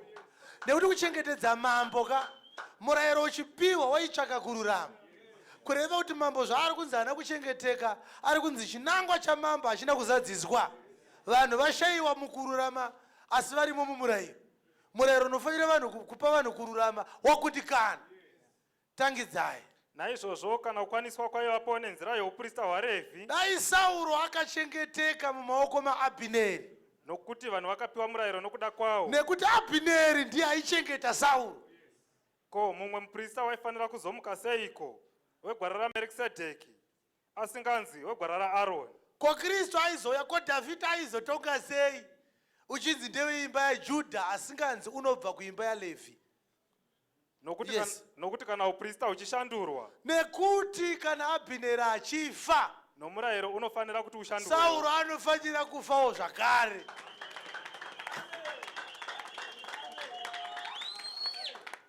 Verse 18. Nokuti murau wokutanga unokoneswa nokuda kwoutera hwawo. Sauro unobviswa nekuti haana kugona kururamisa vanhu, haana kugona kutya Mwari. Sauro chaakabvisirwa kusateerera Mwari. Ndo zviri kunzi murayiro wokutanga unobviswa nekuda kwoutera hwawo. Sauro anga aine utera, anga asingateereri Mwari. Uye nokuti hauna maturo, Uye Sauro anga ari nhubu.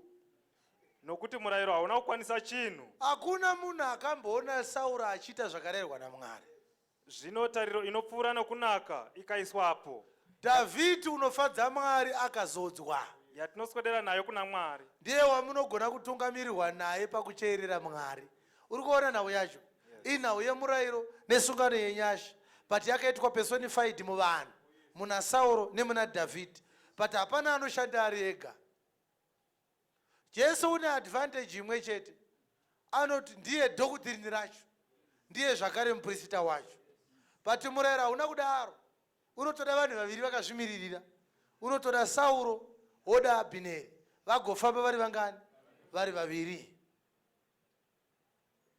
Hallelujah. Amen. Zviri kunzwika? Yes. Saka Abhineri akatonzwa mazwi aDhavhidhi achiti haufaniri kurarama, naishe mupenyu unofanira kufa. Iye zvine zvimambo havana chigubhu chavo, iye zvine zvimambo havana pfumo ravo, iwo wangu wakarara. Apa hope dzacho taakuzoti dzakabva kunani? Kuna Mwari. Ndokubva zvapera izvozvo kusvikira Sauro anofa, Abhineri ndokubva asara. Izvo Abhineri ane death sentence kudhara, yobva yafanana neyaUriya. Mwari unotaura achiti Dhavhidhi aurayirei Uriya, sekunge akanganwa kuti ndiye akanyoresa Deuteronomy 7 yekuti kana mapinda muKenani vaHiti vese ngavaurayiwe. Izvo Uriya akanga ari muHiti, kuno Dhavhidhi akasara otonga. Uriya aine death sentence kudhara, anofira nhau yerudzi rwake. Mwari akanga arayira kuti vaHiti vese ngavaite sei? Ngavafe. Izvo zvaakutaurwa pana Abhineri. Hallelujah. Amen. Naishe mupenyu, Abhineri unofanira kufa. Hallelujah. Amen. Saka Abhineri akazofa sebenzi, nekuti aifanira kufa pakafira Sauro, haana kufira ipapo. Saka ubenzi hwake ndehwekuti akasarirei ari mupenyu, iye audzwa kare kuti aifanira kufa. Hallelujah. Amen. Mukurangara kuti Dhavhidhi aita akagaragara oti kuna Abhiatari ndipe efodi. Kutorwa kweefodi naDhavhidhi kwakusina kumira musheka iwe. Koefodi yaibvumidzwa here kubatwa naasiri weimba youprista. But Dhavhidhi aiipfeka sei efodi? aive muprofita, aiprofita kuti uprista uchachinja imba, uchabva kuimba yaLevhi wopiwa Kristu, asiri weimba yaJudha anobva kuimba yaMerikizedheki. But Kristu haatori upristaka kana vana Abhineri vachiri vapenyu. Abhineri waifanira kuita sei? Kutanga afa. Hallelujah. Amen. Zviri kunzwika here vadikani? Saka muri kuona kuti chinogonekwa bedzi naAbhineri kana akasara Sauro afa, anongogona bedzi kukaringa zvinhu, kuvhiringidza zvinhu, kukonzeresa disorder. Nokuti panofa Sauro pane pachinzi murayiro waita sei? Waguma. But kunosara munhu anenge achiti ndoda kukuparidza murayiro iwoyo. Saka kana wakuparidza murayiro manje uchafa sebenzi saAbhineri. Problem yako wakatadza kuchengeta chigubhu chaakuna David. Akusisina mweya mutsvene kuOld Testament, akusisina chipiriso kuOld Testament. Zvese izvo zvaakupi? Kuna Kristu. Hallelujah. Amen. Maona here chikonzero chakafira Abhineri? Ndiani anoda kuchitaura? Tobva tapedza service yedu. Torai nzvimbo dzenyu. Aripo here anoti mumineti imwe chete angatsanangure kuti Abhineri akaurayiwa nei? Unzai maiki. Simudzai ruoko kana muchida kutaura, muchida kutraya. Vanouya ikoko nayo. Abhineri akaurayiwa kupronounza kwakaita David ari kune rumwe rutivi regomo, achitaura kuti wakakodzera nekufa nekuti hauna gona kuchengeta chigubhu chemvura chakanga chiri kuna Sauro, uyezve hauna kukwanisa kuchengeta mambo nekuti Mwari akanga aisa hope huru kuna Sauro nevanhu vake. Alright, ngativamberere maoko. Muri kuona here kuti tikataura chokwadi in all fairness Abhineri haana kukundikana kuchengeta mambo. Tikada kutonga nyaya iyi kai tichinyatsoruramisa mhaka. Pane rangade kutsanangura kuti sei tati tikada kutaura tishandisa fairness yepanyama, Abhineri haana kukundikana kuchengeta mambo. Sei tadaro? Nekuda kwokuti hope huru dzakauya pana Abhineri haisi mhosva yake. Shoko rinotaura kuti dzakabva kuna Mwari, saka hakuna anogona kurambira Mwari, zvakataurwa naPauro kuvaRoma chapter 9. Ngatiomberere maoko. Izvozvo zvatataura zvinorevei pamusoro peLevitical priesthood nemurayiro naKristu? Ndiani mwada kutraya? Pane vakasimudza maoko vari kunoko. Abhineri akarariswa hope, Sauro akarariswa hope, zvokuti akatadza kuchengeta mambo, akatadza kuchengeta chigubhu chamambo, akatadza kuchengeta pfumo ramambo. But ndiMwari akazvita. But David achitonga nyaya akati unofanira kufa nekuti unochengeta mambo. Kana taakutarisa David saKristu, Sauro semurayiro, Abhineri seLevitical priesthood, tinoti isusu Abhineri haana mhosva, asi kunyange zvazvo asina mhosva waifanira kufa. Zvinorevei kata replacer zvidhori izvi taane reality yacho? Tikuona kuti Levitical priesthood payakaiswa pabasa naMwari yanga iri yekuti kuparidza murayiro, kandi yanga iri yekuti vanogororamisa nekuda kwemurayiro waiparidza. Patikuona kuti kana kwa New Testament muno tikuona kuti Levitical priesthood ndosaka yakazoparadzwa naKristu pamuchinjikwa, payakagumisa noda kuti zvagara zvaangotaura kunzi haisi kugona kuzopa vanhu kururama, wanga uri under the law. Kururama kwaizouya naKristu, ndosaka akagumisa murayiro pamuchinjikwa. Ndiani anoda kutsinyira zvavataura achinyatsotsetsenura vatsenga-tsenga, but idea yacho vanayo? Abhineri mhosva yake ndeyekurara, but akarara ega here Abhineri? Akarariswa naMwari, but mambo vanokoti ngaafe chete zvakadaro. Zvinorevei takatarisa Levitical priesthood nemurayiro naKristu? Tinoona kuti zvinhu zvaifanira kuitika nemachannels mawiri akaita zvii zvamuri kuti zvinhu izvi bhozi zvine nguva yazvaifanira kuitika mwari aifanira kuzvitendera havasi kubuda machera kuti zvii zvine nguva yazvo ivo matanga vataura zvinhu zvacho. kutorwa kweumambo kubva kuna Sauro kwanga kune nguva kutungamirira kwaSauro kwaifanira kuguma then toita Asha kutungamirira kwaDavid. Murayiro waifanira kuwana nguva yaunopera topinda muna Kristu. Saka kurariswa kwakaitwa vana Sauro hope ndinoona sekutumwa kwakaitwa maIsraelites kuuraya Kristu, of which zvanga zvakatotaurwa kudhara kuti Kristu achauya achazodai. Saka maIsraelites vakashandiswa naMwari kutouraya Kristu wacho kuti chiprofita chizadziswe kuti tipinde mugrace. Ngativaomberere maoko hazvisati zvabuda. Ngatimbomire kutsanangura kuti zvaifanira kuitika. Tirambo zvii zvatiri kuti zvaifanira kuitika. Imboriplacai zvidhori nereality. Dhavhidhi ndiani? Sauro ndi. Uyai nemaiki kuno, pane vamajamba kuno kwa. Munozodzokera ikoko. Sauro ndiani? Abhineri ndiani? Saka chii chakaitika? Pari kunzi naDhavhidhi Abhineri ngaafe, zvinorevei pamusoro peLevitical priesthood? Kristu ari kuti kudii? Yes. Sekuitika semaitikiro akaita Mwari achirarisa Abhineri naSauro, zvinoratidza kuti Mwari by design haana kugadzira murayiro achiti uchaponesa vanhu. Saka it was a way yekucreate a flow yekuti murayiro hauzokwanisa kuzoponesa vanhu, zvichitaura kozi pakazotorwa futi shoko richienda kuna chigubhu ine mvura inoreva shoko zvichienda kuna Dhavhidhi. Saka yanga itori plan yaMwari yekutoti murayiro hawaizogona kuzoponesa vanhu. Kurara muri kuti kunorevei imimi?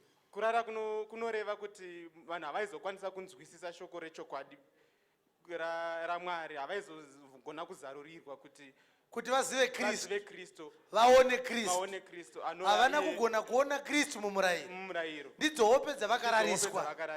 Saka varariswa kudaro, Kristu anobva auya oti kudii pamusoro pekurara kwavo? Anobva ati kuna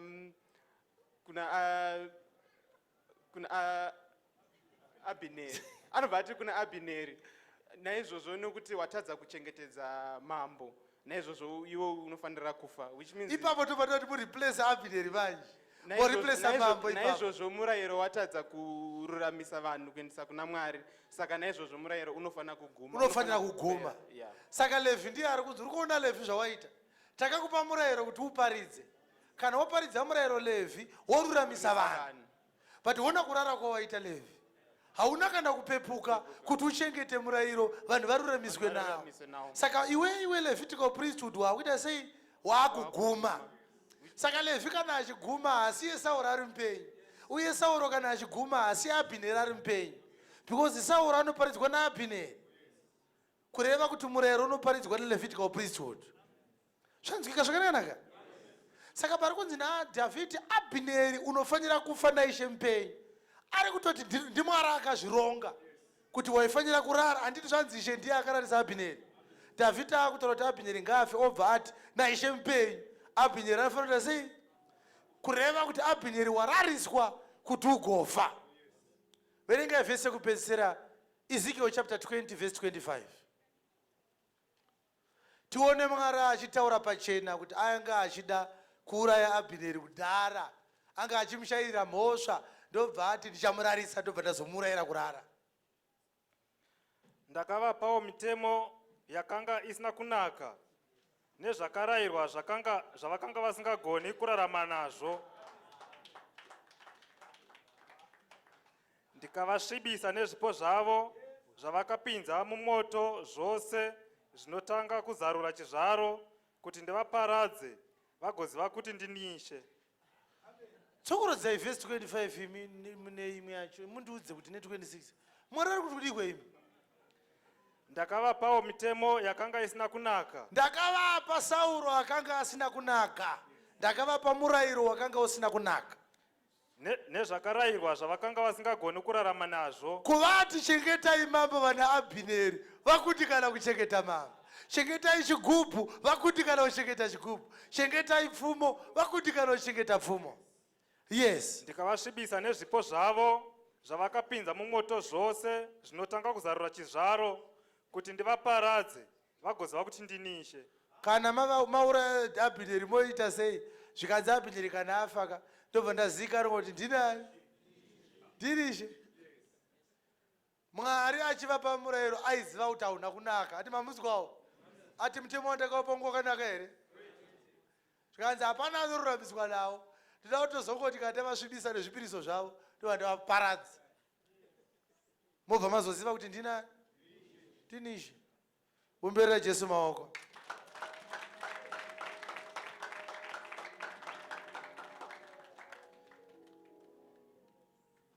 Kureva kuti dambudziko raJoabhi rinosara riri 1 nderekuti akabudisa munondo wake akabaya Abhineri nawo. Abhineri akanga achinzi anorewa naShe. Nekuti Sauro paakawanikwa akavata, Abhishai akatoti kuna Dhavhidhi, ndimuuraye. Zvikanzi aiwa, Mwari achamuuraya ega. Ndo mafira aifanira kuita futi ani? Abhineri. Kuroti mushumiri afanira kuti iye ndiye achagumisa murayiro. Anofanira kuti Mwari ndiye akagumisa murayiro paKalvari. Wafa sebenzi kaAbhineri iwe. Sauro akati ndaitawo sebenzi. Kuira kuti mapenzi maviri ari kufamba achingoteera Dhavhidhi. Sauro ari kuti ndiri benzi. Abhineri anoti anonzi waita sei? Wafa sebenzi. Pakeriyo iyi kai. Aumbofoka gona kuitsara kurira munhu akainzwisisa. Unomboenda kumboshikoti raya yakanaka. Abhineri, Asaheri, Abhishai,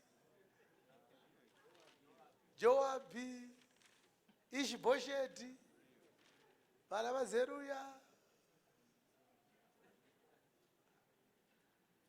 Tinotenda Mwari nesevhisi yatanga tiinayo.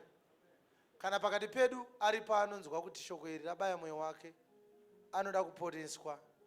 Toda kuti usimuke izvezvi uye kumberi kunoku ugotendeuka uve mwana waMwari kufanana navamwe.